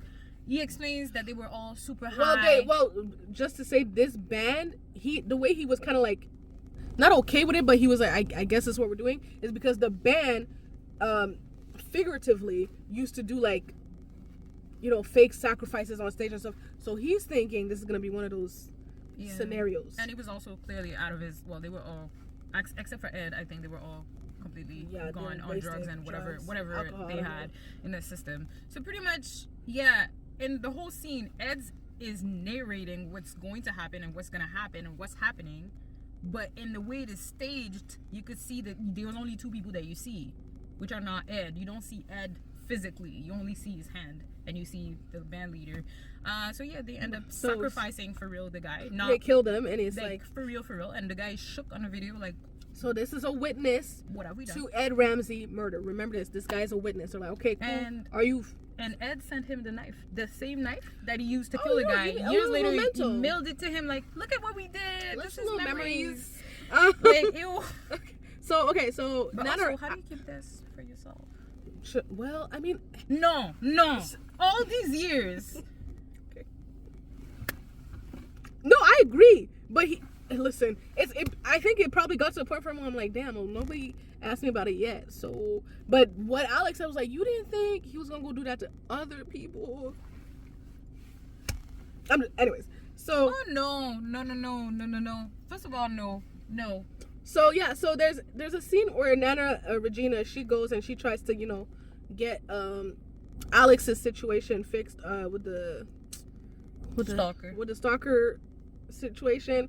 And I just wrote, you know, she's a G, because I like that she tried to handle it on herself, because clearly Alex not focused on that. Ooh.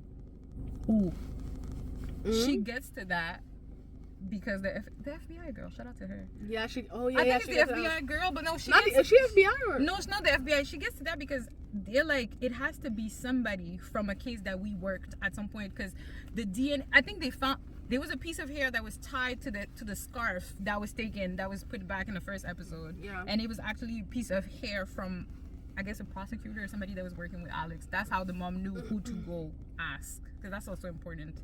And that's the thing with this show, it's like literally two big stories happening at the same time, but like developing way slower on one end. Yeah, which the switch near the end, I didn't like. But okay, so we'll get to the end. Okay. Then we have a little memory scene when he gets back to wherever the hell they live, with the son, and they're listening to. He's like, one of my favorite memories with your mom is this thing that she did for me, where it was his birthday, and she had everybody call in with voicemails, and they listened to the voicemails that the people say, hey, it's your birthday, Maria really loves you, whatever. He starts crying. Yes, cool. I feel like we missed something. Did we? The karaoke scene. When was that? That was a turning point. I think that was a couple episodes ago. I have no idea when that was. If anything that I thought was like not super. That was important. How? Because we know the stalker is stalking. The karaoke scenes puts the stalker within the people in the room. Does it? Yeah. Well, the second... That's not what this hacker said. He said this person could have been anywhere. The second the guy said this shit could be Wi-Fi or anything, I was like, it has to be in the room. Because how do you know in which room you are? You know how karaoke places are set up. But for me, that's how I read it. He said the Wi-Fi could be hacked, the broadband. Like, yeah, no. He said there's no way of knowing. If it was in the room, they could have figured that out real quick. I know, I feel you. But I'm just saying, I was just like, I feel like this is coming from up close. Because it was always up close. The cameras were up close. It was always up close. So I was like, it has to be up close. To the point where this 6 people in your life that knows that you're going to a karaoke tonight because Elle tricked you into going into the karaoke, and somehow they know that you're at the karaoke when you yourself didn't know you were gonna be. I don't know. That's how you interpreted it. Yeah. Because I was just like, okay, that's too much hacking. That's too much technology at this point. Okay, simple. Like, but yeah, there was a karaoke scene because Nana Mamo again was trying to force Alex to get over it. He's like, oh, we gotta do things I used to do, and he's like, I'm not doing it because there's gonna be one person missing. And I was like, right, Alex, we're still grieving. But Nana Mama's like, no, we're doing this, and we do karaoke, and homegirl from the piano lessons is there. New girlfriend is again. Why does he have why the girl from the piano lesson here? We don't know. Why does he have a girlfriend at that point? I don't know. He couldn't even put flowers on his wife's grave, and that made me uncomfortable because actually before the hacker interrupted and started playing the 911 call, which was fucking creepy, but genius. That was crazy for the kid. I thought about the kids. It's terrible, but before that happened, the karaoke night was going well, and that actually pissed me off a little bit because I was like, it was a breath of fresh air in the show. It was a moment of what? But I was just like, this is weird. Like it doesn't feel authentic. Like there's no way it would be this soon. And out. Anyways, you know what? I don't know. Maybe I don't know. What, the relationship? Yes, because it's like the way she was. I felt a little bit like replacement vibes. Like, okay, we're just inserting woman here, and I was like, I felt like if they had put her as a rebound just for the sex, just because he needs physicality but not actual loving, that would have made more sense in the context of somebody grieving. Well, then again, I've never grieved like that, so I don't know. Maybe I'm wrong. Y'all let me know. But on the other hand, I will say there is there's a family friend that we have that his wife, very young, passed away. Oh. This was a few years ago, maybe 2019. She passes away on a highway. It's a car accident. Mm-hmm. In the car is him, his wife, and their 2 children. Oh my god. The little baby, the baby is a newborn. À peine 2-3 mois. The oldest son, he's like 4 or 5. She's the only fatality in the accident. Damn. So he had some broken ribs. He had some serious health issues. The little boy had some issues. The baby was unscathed. Nothing with the baby. I was like, wow, quel miracle. What a miracle. But this was his wife was a very close friend to one of my family members. I'm trying hard to not say which family members, guys. But his wife was a very close friend to my, so it's like best friends type stuff. You know what I mean? Damn, that's sad. So when his wife passed away, my family member had a lot of thoughts on him moving on. Like, it was like, if he went on a date and stuff, it was like, yo, it's too, like, his perspective was like, as much as he missed and hurt for his wife, he needed a mother for his children. Especially the newborn. Because the newborn didn't remember anything about his mother. The younger one, he went, he was sent to therapy and stuff to deal with it. But it was just like, he was, if you want to say, like, he was looking for a replacement in a sense. And somebody that would fit in to his family structure. He definitely mourned for a while, but then it was like, okay, back to it. Maybe not long enough, because I remember having conversations.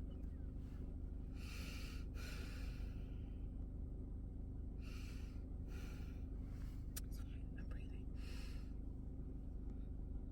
And she's gonna call again. It's okay, it's still recording. Yeah, but somehow. Is it taking the sound in? I'm not sure. If I answer, it's gonna stop. If I don't, she's gonna keep calling. Do you need to take it? She's gonna keep calling. Is it still recording? Okay. Shepa. Where was I? Okay. So you were saying that they had, like, your family member had a lot of thoughts about him dating too soon, and you had a conversation with, and then you. Yes, I had like. Shepa, I don't remember exactly where I was, but my thing is like, we may think that something is too soon, and sometimes that's the way that the person mourns. Because in my opinion, I think that that's how he was mourning. Like it's kind of sucks for the new party, and it didn't end up being the final person that he's with. He's with somebody new now. Oh, well, but both of those times, it was a thing of like, when I had conversations around, like, it was more like, like there's a phone between now, and I was like, damn. But you know what? Everybody deals with things in their own way. I feel like maybe we hadn't seen that on screen, or maybe I haven't. Again, I haven't watched all. But it just reminded me of that situation, because I was like, damn. But his kids were much like his kids. Cross's kids look a little bit like preteen and maybe teen. True, but it's been over a year and everybody pushing you to it. I've never seen that though. Oh, so because even if you want to go ahead and do this, I've never seen that many people being like, you need to. Oh weird. Yeah, the people. It's yeah, because we were the weird. opposite. We were like, you were going a little fast there. I feel like when it comes to writing, I don't know if it was, they were saying, oh, the episodes are too long, we need to cut, Yeah, but it could have been, we could have missed some stuff, but yeah, like, and then we have John. Who is the girl that she's a police. No, she's the FBI girl. She's the FBI girl. Okay, so he has a sex scene with her that I felt was entirely unnecessary, and I mean that it was coming, They had like tension from the beginning, like sexual tension, but I was just like, I don't want to see it. It was unnecessary.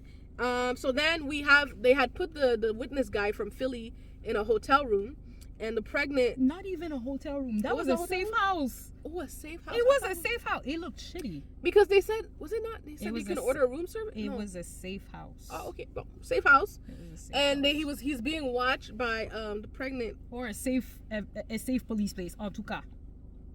Because that also gave Alex a clue after. So it's somewhere that only the police, the people on the team would have access to, at least. So we thought, he's talking about, oh my god, like, what do you do? He's touching the little stomach and everything, and she's Alex's boss. Alex's boss, yes. He's N+1, not his N+2. She's the direct boss, not the big one, not the chief. Yeah. So she kills him, and at that point I was like, Jesus, what the fuck is happening? I was like, I'm gonna say something really fucked up. Go ahead.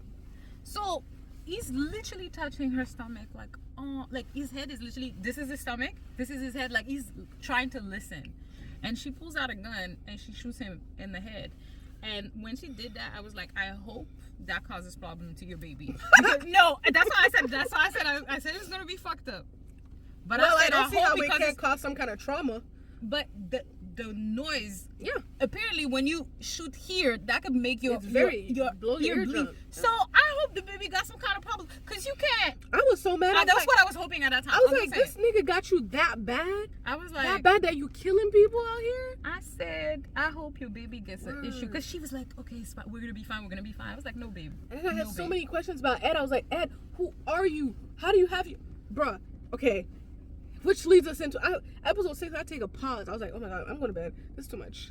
How did you go to bed? It was too much. I was so invested. No, I must take cut. And I was like, let me put on Angela Martin. Let me laugh a little bit. I was so invested. It was so good. But true, I remember receiving your messages and you were like so like, oh my god. And I was like, yeah, you're at the right moment. I think I texted you like, you're at that. You're like, it's about to get interesting. It's about to be now. I was like, this was God. So it was good. Which leads us into episode 7. Oh, give me 2 seconds. I have to see my things. Sorry, 2 seconds. Another birthday. Oh, okay. Okay, cool. Just needed the main overall. So episode 7 is the shit. It's the shit blows up episode, okay? Whew. Because that's the storyline I was invested in. The stalker, but this one, okay. You wanted to know how this shit was gonna end for the killer. Because I was so, I just wanted to just sit down, but not sit down with him, because I'm. Listen, I don't want to sit down anywhere with him. But j'avais des questions pour lui. Like, I would love to. Oh. No, just for the behind like, bulletproof glass and some kind of military grade. But for like sure. Some kind of questions, like. For sure. Like, so how were you inspired? Like, what when. So I don't. Alex gets to the lady who saw Ed at the party. What does that mean? So the lady that the lady who saw the act. The lady that was frightened, she's a congresswoman or some kind of important person in the political field, and he gets to her and he's like, so I know what happened. She's like, I don't know what you're talking about. He's like, I don't know what he got on you, but work with me here. And what did work he have with on me her? here?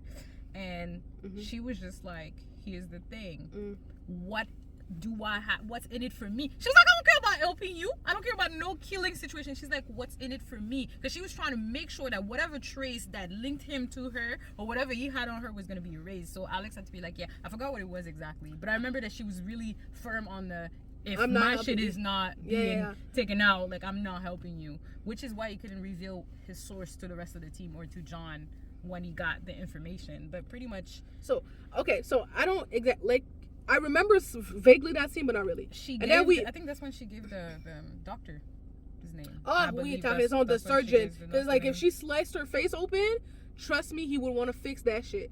Yeah. We go back to Shannon now. I like Shannon. Like, she's a fighter, because here is the day that she's supposed to die, because he kills people on the death anniversary or the birthday of the killer. The killer, and Alex puts it together, and he's like, the birthday of the killer, telling to a smaller team because he's not a police officer no more at this moment. Yeah, so he just told the people that he trusts, and they're going like it's 5 of them rogue on this. And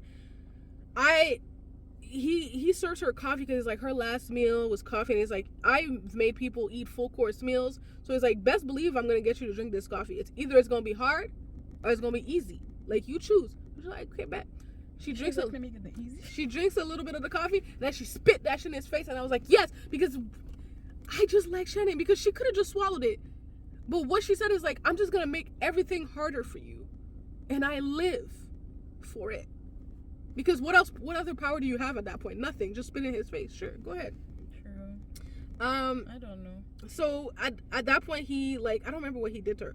Oh, I forgot to talk about this part, because he had started transforming her fucking smile. Bitch, that shit. I'm sorry. So here's the thing, right? I had to cut it. He had a surgeon working for him. He had a denture specialist working for him. Like, we're talking about people that are making custom things for this man. Talk about, they give him. He has a butler. Also, the butler. Why is the butler as crazy? Like, I don't understand. Anyways, he has a butler that pays people for him too. So that's him being rich and having shit on people and paying people a certain amount. Chipping at her teeth. That scene was terrible. Like, shout out to the director, because choosing that angle and that camera vibe for that specific scene was insane. Because usually we would give this nigga crazy, but it was the complete opposite. It was disgusting. After he gave her the coffee, he leaves. He's planning the rest of his shit. I don't know. And she's there singing Nelly Furtado. She's like a bird. I said, yes, babe. You want to fly away? I felt, yes, Shannon. She saw a bird, right? Was it when she saw the bird? In the window. Okay, so basically, we need to explain where she's at that moment. She's on a full-blown display, guys. He brought her to her, I guess, his execution. It's a studio production, guys. There's cameras. This is gonna be streamed. There's gonna be chairs for people to assist live. He is getting ready for his grand finale, because she is the last one. Also, that's the thing. She is the last one, the cherry on top. She makes number 12. Everything is gonna be complete. He's gonna be complete when he's in the pantheon of great serial killers. My nigga, please. Oh, also, outside of that, I just want to say, how you gonna want to be in the pantheon of all serial killers and that's how you kill? That's terrible. I feel like there's. Well, actually, that's kind of diabolical. That's kind of making them look like other great serial killers. Yeah, but that means you don't have a style. I mean, that's his style. For me. That's his style. Transforming. I could transform. Yes. Yo, I'm sorry. I know these singers and rappers don't want their names associated with that kind of. I know. I'm just saying. Okay. So, anyways, so Cesar. So John, he's the one that caught on to the pregnant boss lady of theirs. He's not the one. He is the one. Alex told him. Alex told him when? Bon, ça j'ai manqué. Okay. Explain that to me. In the coffee shop. He said... I must have missed that. In the coffee shop, when they had the little meeting, he said, I have to go somewhere. And he was like, where did you get that information? He's like, I can't tell you. But he was just like, the only people who could have access to this room, there was 2 people that knew about this, and I know out of one of those 2 people is you.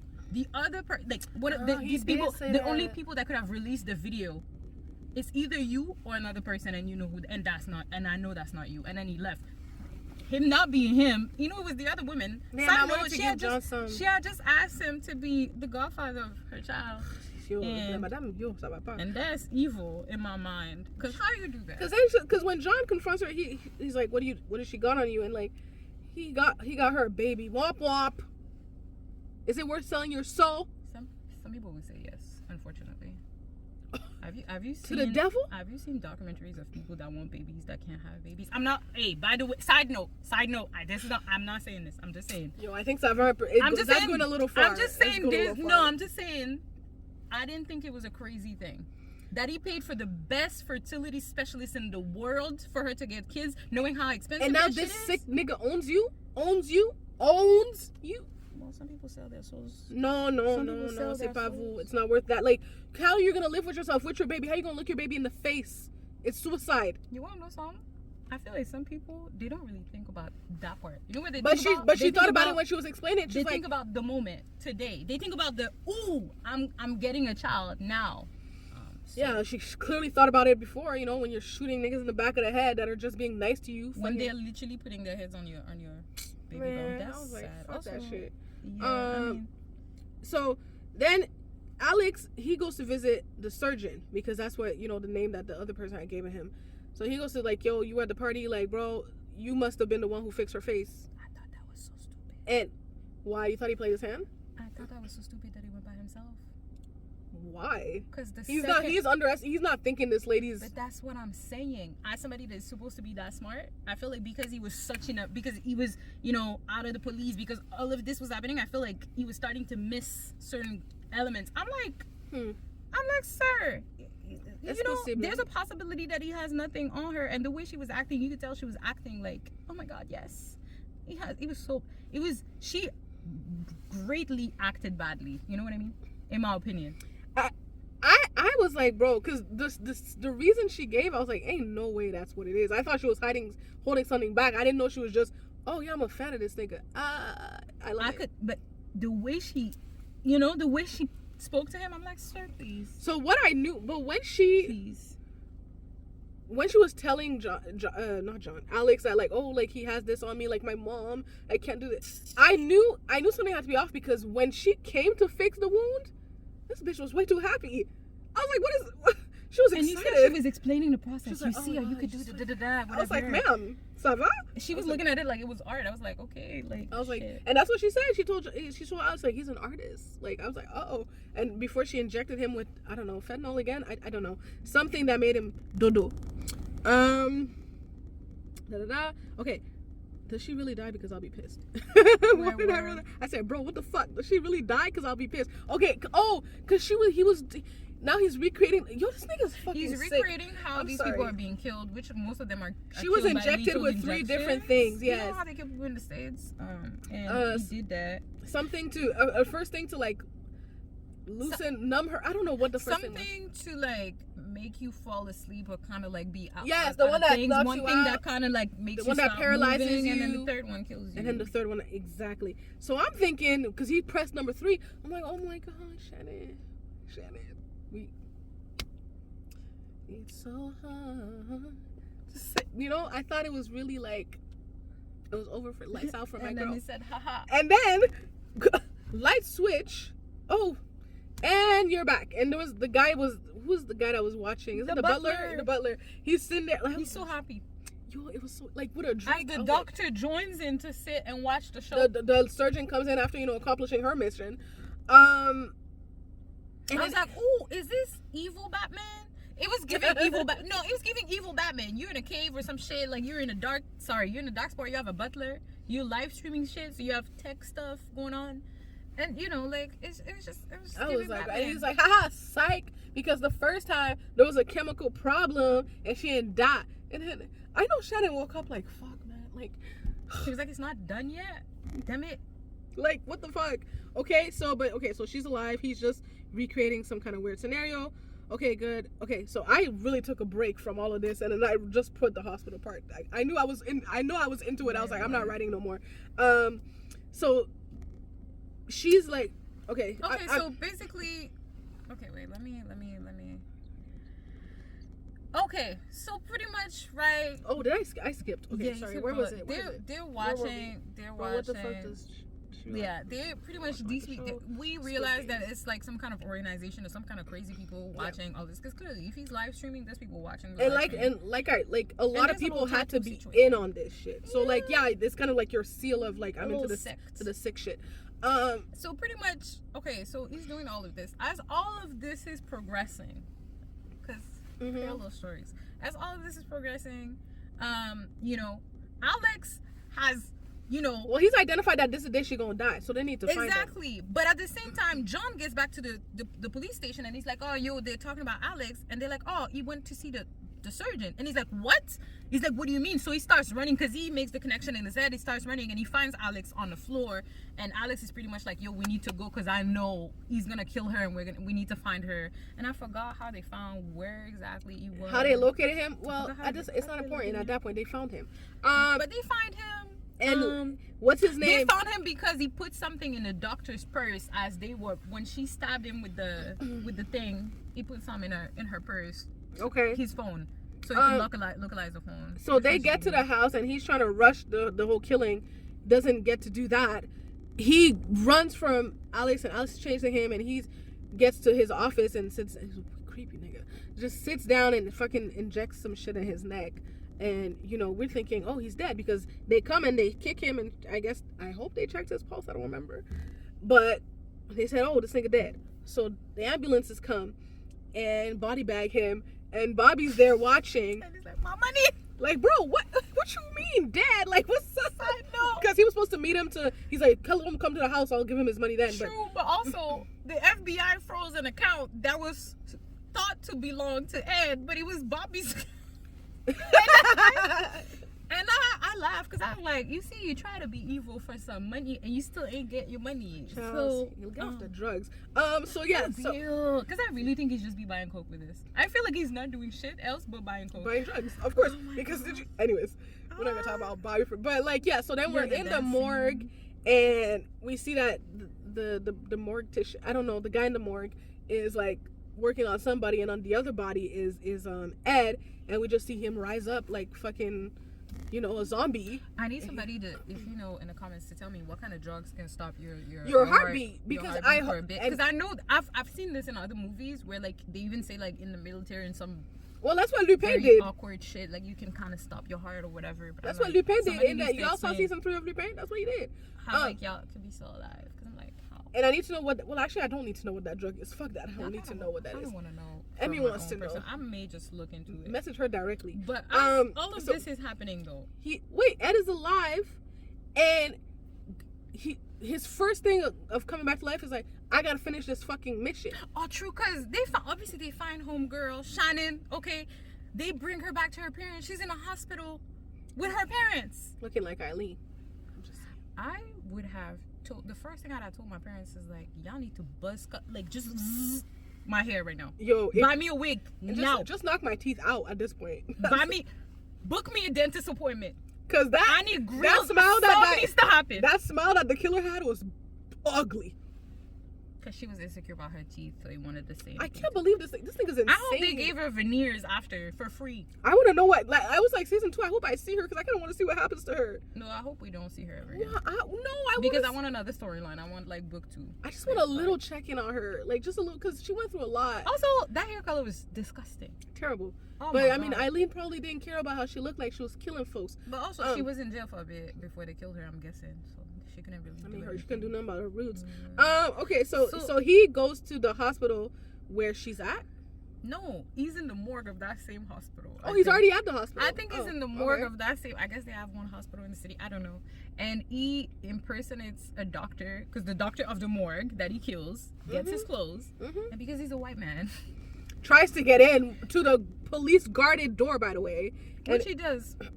Well, no, he didn't. He got in by killing the guy. Yeah, he does. He does get in. That's what I mean. Oh, okay, but c'est pas comme si on l'a juste laissé passer. No. Like, he was like, you know, I need to see your pass, and he was like, oh yeah, here's my pass, nigga. See, you could have stayed alive. But anyways, so he goes in, and the mother, Shannon's mother, is there, I think, and she doesn't know what Ed looks like. Shannon's nose and her face. No, but Shannon couldn't talk. Shannon can't do nothing. I was so sad because she can't make.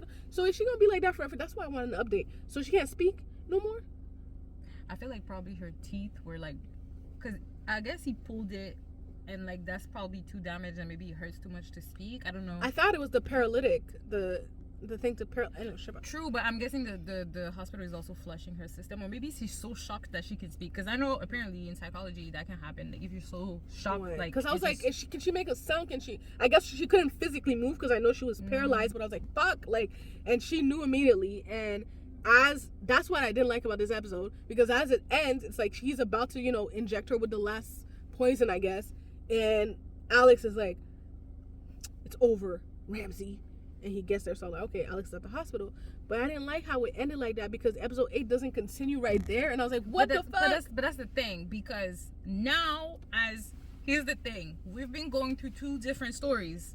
Alex's stalking problem versus that main story. As that story is like coming to an end and they went super fast on that, now they need to accelerate Alex's own storyline, right? So as they accelerate that I didn't really like. As they accelerate, again, they needed 2 more episodes. Yeah. As they accelerate Alex's storyline, while all of this is happening at the, they're finding this man, the kid's still playing piano. The little boy's still playing piano, and he's at a recital. Is that what it's called? He's at a recital, and we see that they are being stalked, and we finally get a face attached to who is stalking them, which important face to have, because now that they have all the names and the stuff is gonna be easier to like figure everything out. Which that's why they need 2 more episodes to like actually really. Yeah, because we end the episode by seeing that's the stalker, and Nana struggle. But my thing is, where were the children? Oh, were they with Elle? Probably with Elle. Anyways, so whatever, he attacks her, and I do love how they ended it, because it's like black, it's like to the credits, but you hear the struggle between Nana and Stalker, and I was like, ooh, that's kind of a cool little effect there. I was like, because you don't know how it's ending. And me, I'm thinking they can't kill her, because the way she died in Star, if you gonna shoot, bitch, then shoot. I was like, that's where I knew her from, because I was like, I've seen her face somewhere, but I didn't know where. Girl, I told you that 15 times. Do you think I remember? I said as soon as I saw her, I said it's Grandma Ruby. And you think I know who Grandma Ruby is? She didn't even tell me. She didn't say, girl, I don't know what the fuck you're talking about. No, she's just see. That's how much she cares about my messages. No, I thought that was her. I thought maybe that was her name. I thought that, you know what? Let me not say nothing. Anyways. It's fine. So basically she's attacked, and it ends like that. That's what it is. And when we come back, and I love the little flashback. Episode 8, it starts with a flashback of young Nana Mama talking to young Alex. I thought the casting was great. I was like, this lady looks like she could have aged into. I didn't agree with Emmy. Sorry, I'm reading her notes and I'm offended. I'm not offended. But how are you offended? I literally told that to your face. Casting. I know, I'm not offended. You know what I'm saying? But maybe, okay, the little girl maybe, but I don't know. I wasn't convinced.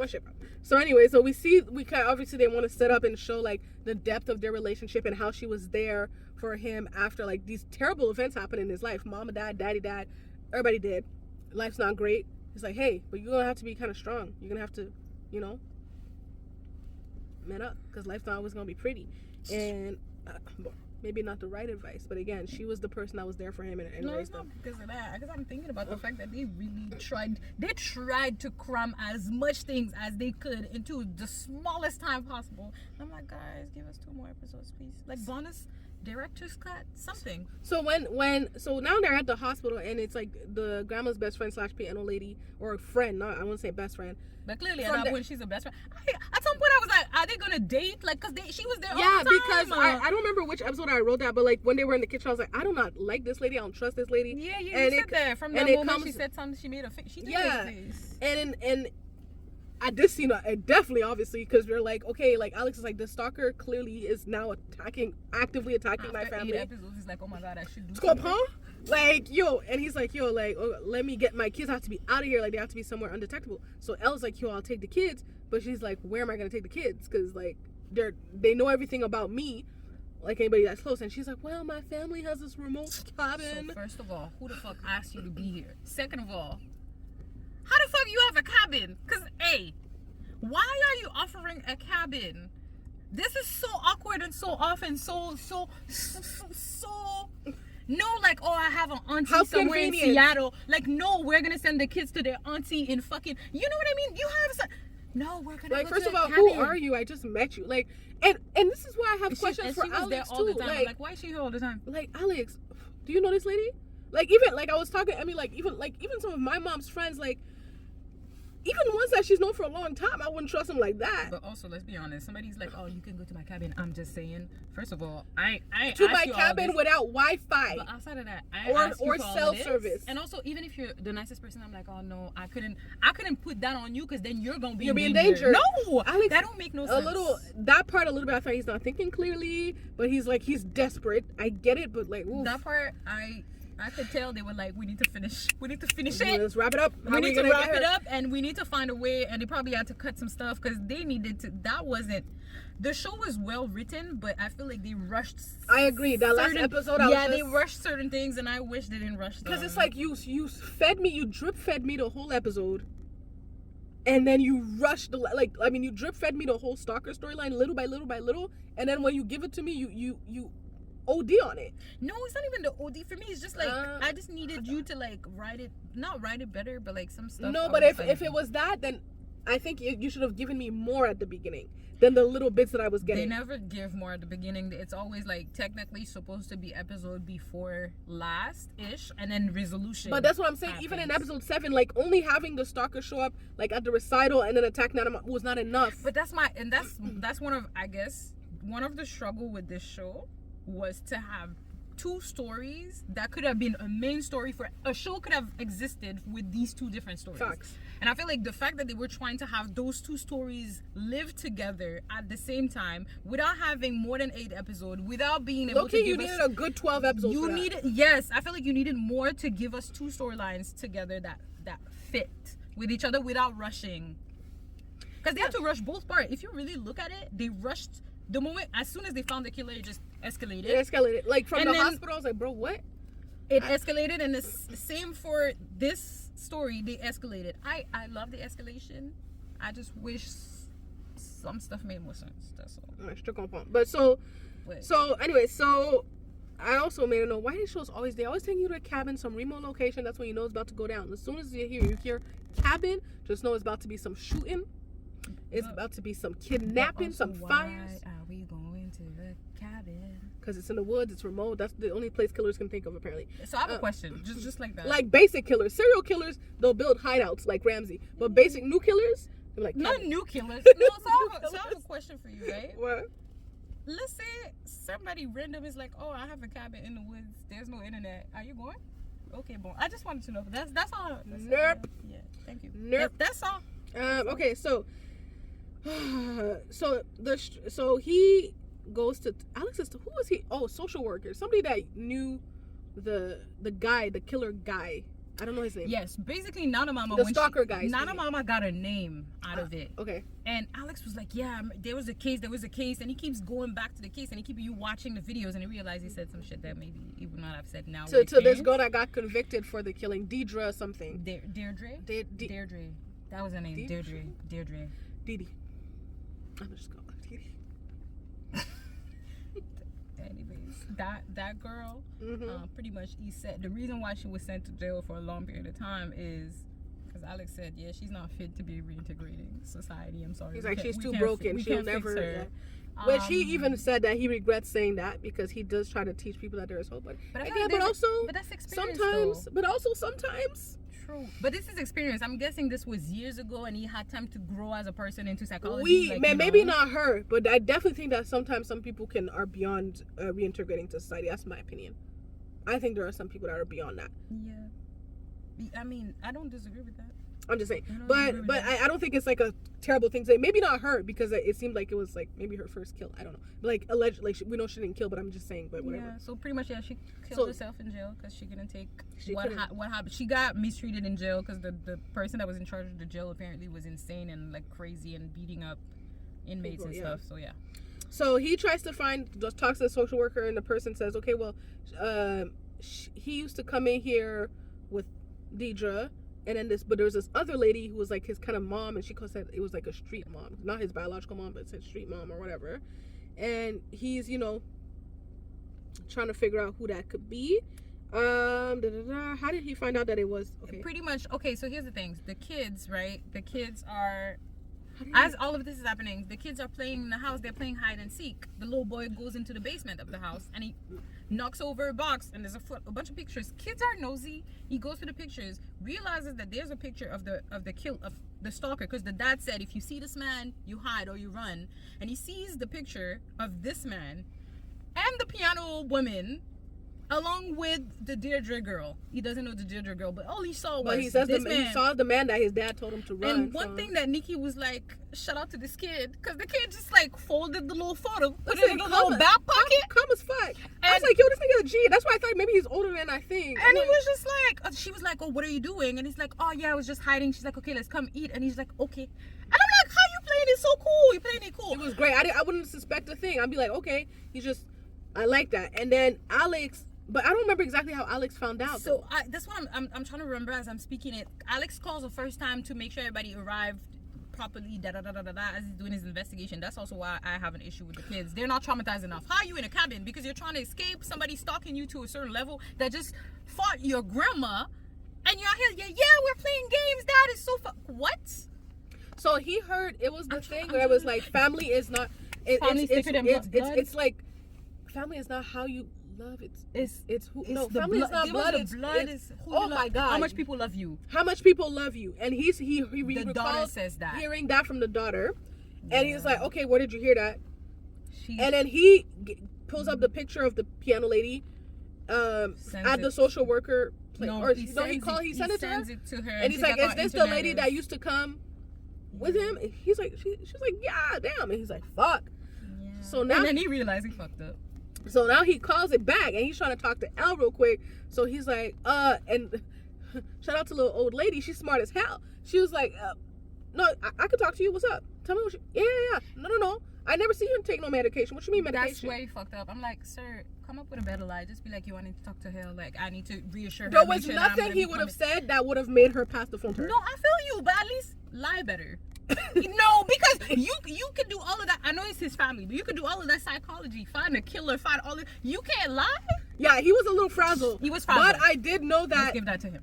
That lady was not finna let anybody else in the house talk to him unless it was one of the kids or her. She was not letting Elle. She was like, baby. No. Also, shout out while she's having that conversation with Alex, so she's trying to put pressure on this man, talking about baby, come here, calling the little girl over. Yeah. The little boy pulls out the photo. He's like, yo, Elle, just under the table like this. It's like, yo, look at this shit. And Elle is like, oh shit. Mm-hmm. This is where we're at. We're in the. And I like the smoothness of Elle and the little boy because they both were like. Should we tell her no? No, no. The little girl should no. No. That was not important. They both were like, okay, got you. So Elle, I don't know why she had some sleepy time drugs on her. I don't know. But she's talking to piano lady, and she's being. I really was. It was undetectable. Like she was talking to her like she did not. And which is what I thought she should have done at the party when we told you that Ed is a serial killer. No, she needed time to mature into things. I feel like now she can handle it, but back then that was the first time, and she was like, no. Yeah. Okay. Now she's like, I'm used to killers. It's fine. Maybe. Also, I just want to say, how you get back with a man that brought you to dinner with an actual serial killer? Have you looked at him? And then have you looked at him? True, but do you take him back? No. A full serial killer. Girl. Have you looked at him? And he has a stalker on his family too. You stay? Have you looked at him? Nikki. Okay, I mean. No. Hear me out. What? Stick with. If you come to me and you tell me, oh, I'm dating this guy, it's fine as fuck. But he has a stalker in his family, they're entering his house. And if you tell me you're going back, I will fight you. No. I don't think you understand the level of fighting that will happen. No, I know you would fight. Because ain't no way. But I'm going to fight back for once. Girl, so you're trying to get yourself I'm just saying. too? No, I'm just saying. She needed to go. Listen, No. It was after the party that she needed I feel to. like an instinct of self-preservation wasn't present enough. Because I would never. Listen, Elle, I understand. I don't. I do not. I do not. I do not. We do not always need to stand by the men. It's jokes, guys. Obviously, I would be the fuck out, but I'm just saying, for the sake of fun. But anyway, Yeah, so fine. she's talking to him, and they're just talking about dating and life, and she's like, "Oh, you're not dating." It was like a real older lady, younger woman conversation, blah blah blah. And as she gets up, she's like, "Oh yeah, we need some drinks for this, baby. Elle, you need some whiskey here." And she gets up, and Elle pulls out some vial out of her purse and pours it in. I guess it wasn't strong enough because piano lady was not asleep. We thought she was asleep. I feel like she didn't drink it. But I saw her drink it. I feel like she pretended to drink, but she didn't really drink it. I'm not sure. Or maybe I don't know what happened, but I feel like she knew. I feel like to be that level of crazy, because that plan was in motion for years. To be that kind of crazy, you have to be a little. And that was a weird type of revenge. Because what is it? Anyways. So my thing is, that's why I'm saying season 2 we need more info. But as all of this is happening, Alex and John were beefing, right? Alex pulls up at John's under the rain, and shout out to the director for doing this. The apology was cute, but John was like, "Yo, you had me, motherfucker." But my thing is, it was such a beautiful moment because that was really like, "Yo, that's my brother," and now we're going to save my family. I like that they showed that because it's like oftentimes we don't see real male friendships, and these two were actually friends. They're brothers. They're not actually.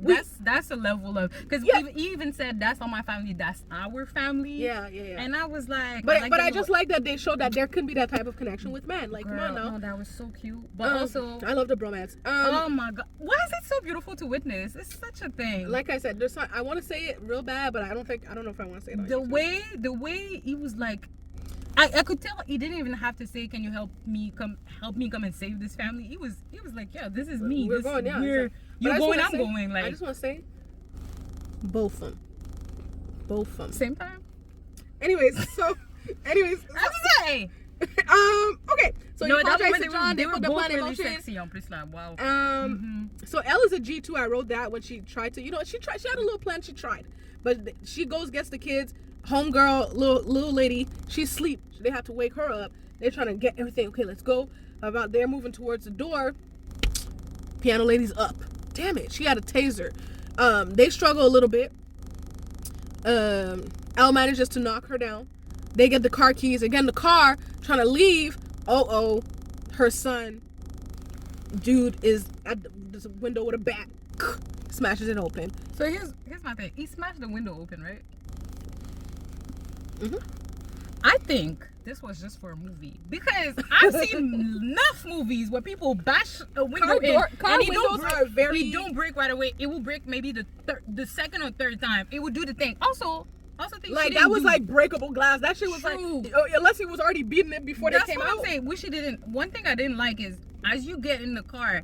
Usually in life, when I get into a car, first thing I do is I press the little lock so everything is like closed. Mm-hmm. You can't just open the door and shove me out.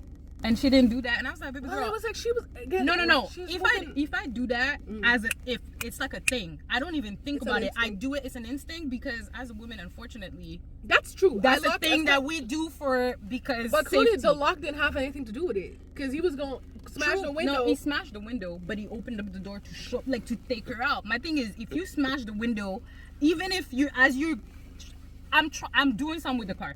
I'm doing something with the car as you're doing this, but he opened up the door. So that's what I'm saying. But again, they need to end it. So, in the meantime, Alex is on the way. They told homegirl had told him come with nobody. Obviously, he comes with John. John's plan is he's sneaking through the woods with the sniper rifle, and he's about to like jump in and blah blah blah. The way I almost cried. My heart as this man was bleeding on the floor. I said they better not.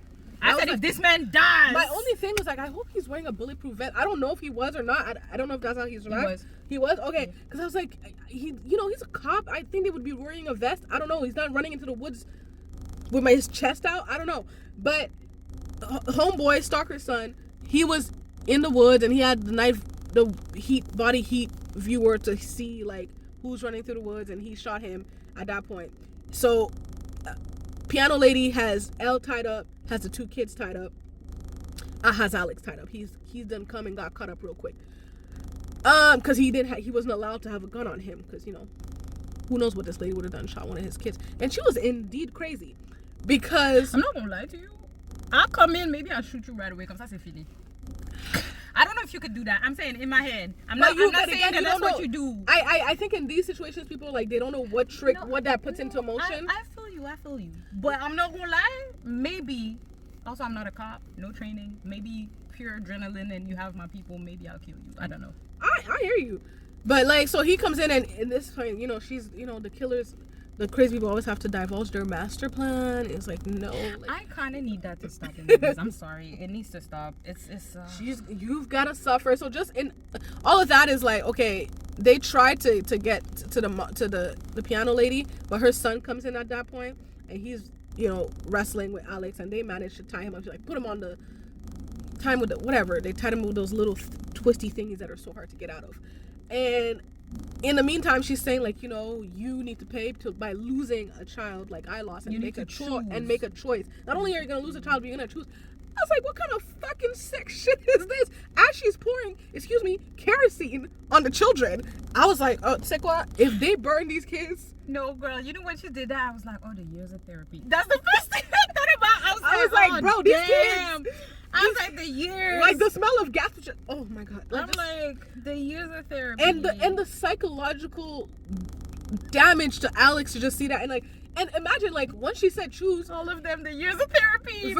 You have to quickly start thinking about which kid you would choose. I don't care what anybody says. You have to quickly start thinking, damn, like, if I have to choose, I'm going to choose. Like, that's psychological. That's not where he went, though. I know, but I feel like for a split second, you have to quickly think of that. Then he's like, okay, what is the reason? I don't think he did. I think he went full on. Please, don't kill my kids. Fuck. She's keep like, and then his brain just went he just switched. What the fuck? To then, like, okay, why is she asking me to choose? Because there's a reason. Because the choices was important there. He was not gonna choose. And then he, like, realizes that she had to choose between sending her, you know, play daughter or her play son to jail. And she decided to play daughter because she's a white woman. And I guess, child, whatever. So that makes you angry enough to stalk this nigga for years. And, you know, she misplaced the blame. She couldn't blame herself because that was too hard. So her brain was like, literally, it was your fault. Like the son said, like, when he found out, he's like, yo, this is all you. But also outside of that, right? That whole relationship, mother son, and how she was trying to, like, playing mind games on him, talking about, oh yeah, that's his fault. I'm like, so you had a murderer son. And you didn't want to send him to jail because he's a black man, but he's still a murderer though. He still killed. It's like, I'm sorry, he's black, yes, but he's a murderer. So, and then you sent your other child, the sane one, to jail. Also, why did she accept? I don't know. And then that was weird, but maybe herself. some kind of searching for approval, and she maybe believed him, like, oh, I'm a white girl, they'll go easy on me for murder. And then you went on. They'll go easy on you for murder. No, it's the type of murder. It depends. They go easier, but the type of murder depends on how they view you. If that was super, like, dangerous, clearly. So, anyways, all I have to say, that was, again, one of the parts where I feel like the writers had to rush through an explanation because we only had it in episode 8. Yeah, I really wish they had. I wish they had more time on them because that didn't make sense to me. Because Alex really quickly came up with that. But anyways, so, you know, because Alex is Superman apparently. But it's not even the fact that they came with the solution for me. It's like, the mother-son thing needed to be fleshed out with, like, I needed to have seen it at least, like, because I was like, I don't even know who this guy is. But anyways, so we thought, so she's, you know, effed with not him, the son had effed with Alex, telling him, oh, your best friend, he's out here bleeding out on the snow. You know, Elle's out here yelling, oh my god, John. But, you know, they're sad. We were all screaming, I was John, sad. I was sad too. Elle, I was like, yeah, I know, because she was like, if it doesn't work out with Alex, maybe, you know,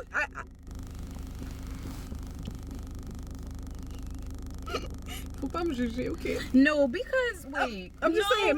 Wait. Maybe she was just. But you know, she was sad. She was real sad. I feel like she was really invested into somebody else's family and circle of friends for not even. Because if the wife was not, it was a little bit like how over long have y'all been dating? How long have you been together for you to be that invested? I just need to know. I have so many questions. I need to go watch interviews. I need to understand the timeline better, because maybe we fucked up and that wasn't just a little. Maybe I thought about this. I don't think we fucked up. I thought about this a long time. I was like, shit don't make sense. She's too invested.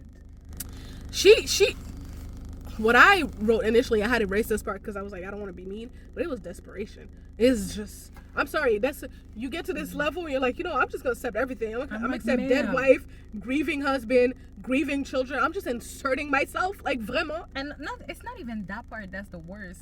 You are being stalked. You're chasing a serial killer. Like, please, it don't matter. Please, it don't matter. That's too much. I need a man. I'm like, baby girl, you're gorgeous. You're clearly very smart. But at the head of a big organization. But also, Elle, I hear you. It's trash out there. I hear you. But listen. So that's better. No, I'm sorry, because that's better. It probably get worse. It might get worse. Do you know how many years of therapy she's gonna need to go through? You might fall on Ed. You might fall on an Ed. If this what we have come to, guys. This is what we have come to. It's listen. Yo, that's fucked up. God. But like, yeah. So in the meantime, she's telling homeboy her son. He's like, no, he's gotta pay. And he's like, oh, I don't want to kill one of these kids. That wasn't part of the original plan. He's like, I'm not killing kids. At least he has morals. Oh, that was a little bit of morals. I was like, my lady, there's no way you're burning one of these kids. I was like, that's insane. Like, I hate when people do things to kids in shows. Like, especially this kind of volatile, violent action. What are you doing, bro? And okay, basically, who we thought was dead, John comes through. I was like, and you knew what he gave? You know what he gave? He gave Get Out when the friend came. Yes. That's what he gave, and I was like, yes. Because at that point, I was like, they're fucked. Because either the son, he wasn't agreeing with her, and Alex was trying to get to him, but this lady gonna snap at any moment. Because anyways, we knew they weren't gonna die, because it's an American show. Okay? For sure. But I didn't know how they were gonna get out of it yet, because I really thought John was dead. It's the thing, we don't know how they're gonna get out of it. Yeah. But then in Guadeloupe, we say le timal du show, meaning that's the main guy. We know they can't die. They cannot die. That don't make sense. The show has your name. Right. But I just needed to. But when he came back, I was like, yeah. And that's the thing. I watch a lot of shows. We watch a lot of shit. I watch a lot of things very numb, because most of the content that is being put out there is not that great, guys. Let's be honest. This is one of the first time in a long time where I actually was in my bed, like when John came in, I was like, yeah, I actually was into it. So that's good. Y'all need to watch this. So yeah, definitely. It's definitely recommended. I was invested. I was like, damn. So he manages to free the children. He frees Alex. They get old boy. Alex gets on. I don't know the boy stalker, the son stalker. The son. And then it's only the piano lady left, and she's like, basically, I can't go. Your wife's final words were, I can't leave right now. I can't leave right now. I still need to. And she's like, at least that's what I heard. That's shit. That's what I was told. And then she's been like, he's like, you're gonna pay for this, and she's like, I'll pay for it in hell. She fucking douses herself in kerosene, lights herself on fire. I was like, you're dramatic as fuck. Like, I was like, rather than take the blame and deal with it, like, she was like, I think it's a great choice to illustrate the level of insanity, because fire is very aggressive. What a way to die. And usually they associate women with like softer ways of like killing and or dying. But there is the other side of it is the health. I like the health hath no fury. Like a woman scorned, like that saying. It's like it's showing the other side of not that I agree with it, but the other side of a woman is extreme nonsense. Because that's what the fuck that was. I was like, ma'am. I feel like I texted. This is dramatic. I feel like you're in real life, somebody needs to slap her and be like, shut the fuck up. That's your fault. Just deal with it. Damn it. Go see a therapist. Something. You don't plan a year. This is a years-long stalking situation for you to be able to, like, a year and some change, for you to be able to not a year and some change, because that was forever ago. That was forever ago. The case was years. You planned this years when the in wife advance was still alive. Yeah. For you to do this, I'm like, ma'am, please. Ça va pas. I'm sorry. That's what I'm saying. Like, it's not. I think some people need to realize, and we could even go into the situation of her adopting these type of children and the psychology of that behind it. She was already messed up from. There was some wrong tick. But that's why I need season 2, because the way she said, or so I was told, I feel like she was just a tool to get to Alex for now, and they promised her some shit. I don't know if that's... Oh yeah, because there's clearly something she knows that we don't know. I'm saying... Hopefully it gets renewed. if there's a bigger fish, which I hope there's a bigger fish, and I hope the writers get more so that they could prove that they need more than 8 episodes. I hope we get a fully fleshed out storyline. That would be nice, because the actors are doing, like, the writers, like, yeah, like, if they're given more time, they can get a 9 out of 10 show for me, for sure. Yeah. Now I do want, so then, you know, she dies, whatever, we're gone, family safe, stalkers are, you know, eradicated. Now, oh my god, I'm sorry. Then we go about that scene, bro. We go back to Ed a little bit, because, you know, remember Ed, the serial killer? Yeah, he's still here. And he has been arrested, and he's in custody. And he's so happy. And he's, oh my god, he's gloating. Just, like, oh my god, I didn't get 12, but 11 kills. That puts me in the big leagues. He was like, I was just like, what do you mean 11? You have that one murder, you know, and then you have a kidnapping. He's like, what are you talking about? You didn't see my book? He's like, no, I confessed to all 11. My book had, he's like, had a book? bunch of pictures. You know, I meticulously put it out for you guys. Like, are you an idiot? Like, you don't see that I killed 11 people? He's like, I don't. Bro, you're insane. Like, they gaslit the fuck out of him. I loved it so much. And they're like, by the way, little screen up here, and they played John burning his magnum opus, his Bible, and this nigga lost it. And not just the burning, like throwing it, he was just like ripping the page, ooh, desecrating it. Oof, I loved it. I was so happy because that was a great way to torture Ed. We know legally, if I really wanted to torture him, I would have drilled him on some Huck on Scandal shit, because that nigga need to feel it. But whatever. B613 vibes. B613 vibes for real. But on a legal way, torture him by destroying. That's still not legal. That is still not. Well, I don't know. Well, that is still not legal. That is. Well, I was telling Emmy, maybe they only did that for him, and it was like they made a fake book? Yeah, and it was just like for his mental, but really in real life, like they're putting him in. I don't know. All I know is I think they really burned it, which is highly illegal because that's destroying evidence. That is obstruction of justice and a bunch of shit. I mean, he's still gonna go to jail. I hope they get maximum thing for him. I throw this nigga away. But they pretty much what they did is to justify the other murders. They pinned it on. I was gonna call him Barry, but Bobby. They pinned it on Bobby. He's like, Bobby's the nigga. He's the serial killer. Okay? Bobby is the serial killer. Ooh, but that's big man. Where I'm like, I want to see where season 2 gets us. FBI lady meets with Bobby at the end of the show, and she's like, so I know you know a lot of things. I know this man had access to a lot of people. I'm gonna need information on all these people, and he can pin that thing on you for like 2 years maybe, but after that it's gonna go away, so I'm gonna need some info. And I guess they negotiate. She's like, you know, I can basically there's some money that could be accessible, and they trying to negotiate some shit. And I was just like, this is why Alex needs to be in the FBI. We need to see what's gonna happen in season 2. I feel like they will give him a season 2. I need to go look at what season 2 is gonna be, because I think it's based on a book, so I'm guessing maybe they already have something, maybe not, or maybe if I don't know if there's a second book, but if there's not, they write that shit. So basically, yes, so that kind of brings us to the end of the season. We finally see, you know, Alex is, now that he's, you know, dealt with, you know, far more important things than himself, because self-care, who needs that? He was like, okay, now time to deal with my grief. And we see him finally going to therapy, and the therapist's like, what you want to talk about? He said, Maria. This is the name of his wife. And then we end the show. A growth show. We gave our ratings in the beginning, honestly. Yeah. I repeat again, 8. 8, and I go with 8.5. Yeah. But a very, very solid show. Great acting.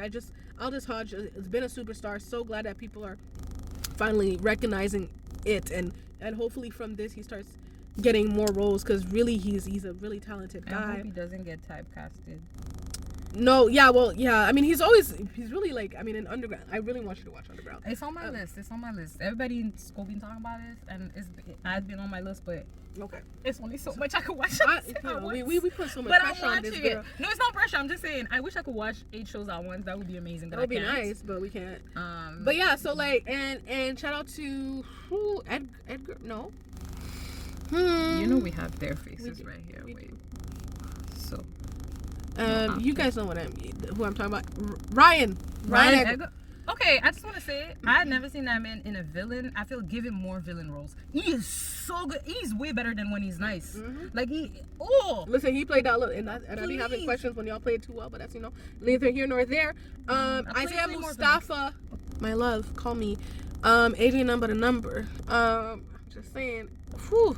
Samantha Wykes, who's that? Who's playing That's L?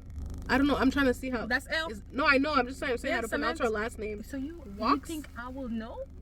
walk. I don't know. Samantha, shout out to you. I really hate to mispronounce people's name. Johnny Ray Gill. Just that hotel scene alone, give him guest star Emmy award, because that I need this man to act more. I need to see him more in things, because that was beautiful. You will see him. You will see a master class in Underground as well. Beautifully. I've been so upset that I hadn't after Underground. I was like, why? Where's this guy? Like, why is he not in anything? Like, oh, make space, Hollywood, please. But anyways, so yes, but honestly, the whole cast, you guys did a great job. But I guess it's time that we get into the real villain. Mine's very easy, okay? Show villain, real villain. I don't give a fuck how y'all try to shape it. How we tried to add in other villains. They wasn't as bad as my man Ed Ramsey. Okay? Ed did it not only to Shannon, he did it 11 times before doing it to her. He forced motherfuckers to eat full pork chops. Okay. Show villain and real villain. Okay. Ed Ramsey. Damn, that was okay. Okay. Here's my thing. Show villain. Actually, show villain, you can split it into, it's really different protagonists. But show villain, Ed Ramsey, let's be honest, he's psychopath. Real villain, piano lady. The reason why I'm saying real villain, piano lady, as much as Ed, and I like the parallel between the two stories. That's her name, Miss Nancy. Yeah. Miss Nancy. As much as Ed is crazy and planned this for years, because he's been doing this for years, she has been planning this for years too. She got into a specific organization to make sure that she could access these people. The level of skill it needs to take to be able to be in orbit and be able to, she's as crazy as Ed in a different way. She had an obsession that affected one family. Ed had a fixation that affected about 12. But the reason why I'm saying real villain is because the show is called Cross. Yeah. Ed is one guy that Cross has stopped amongst many. As much as he's crazy, she was the real villain for me because the show is him, and she is one of the triggers for that specific show, which that was beautifully done. The reason why I'm putting 8 and not more is really because I wish we had more episodes so they could actually fully flesh out a better storyline for this. Not a better storyline, but actually really getting to it, because I feel like we were missing certain details. But I do understand, We understand time constraint, but I mean, honestly, if they only had the 8 episode order with what they had, they did the damn thing. Shout out to them, and I would love to see more. I wish for season 2 they get to do more episodes if they can. I don't know if it's gonna be a budget. I mean, Amazon, y'all not on Netflix. Y'all got the money. That's what I hear. That's what I heard. I heard y'all got the money. So I need to see what their strategy is for content development in the next few months, because I've been looking at platforms. And yeah, I want to know, because Netflix. And if y'all don't got the budget, give it to Apple TV. Because I know they got the money. Apple TV got some good series, guys. Because they got some good shows. They really got good shows. They do. Well, guys, clearly we enjoyed this show. We can talk about it. I think there's actually many things I didn't even say because I'm trying to rush through it. But I can get into the psyche of these characters and all this. There's stuff about the children, the daughter I didn't say. But guess what? We gotta go. And we're gonna be doing more shows. We have a good little list coming up for you guys. So make sure to stay tuned on our channel. Follow us. Subscribe, like the video, comment, if you guys have any thoughts about this show, because it's been a while since we've had a show to really dig into like this. And there was one more thing I was about to say, but I forgot it. So we'll see you guys next time. Is there something you want to say? No. What did you forget? I don't know. I really don't know. As I was saying, it's because I talk too much, guys. You have to forgive me. Guys, it's late. Is it? It's late. We need to go sleep. Yeah, we gotta go. We gotta go. All right.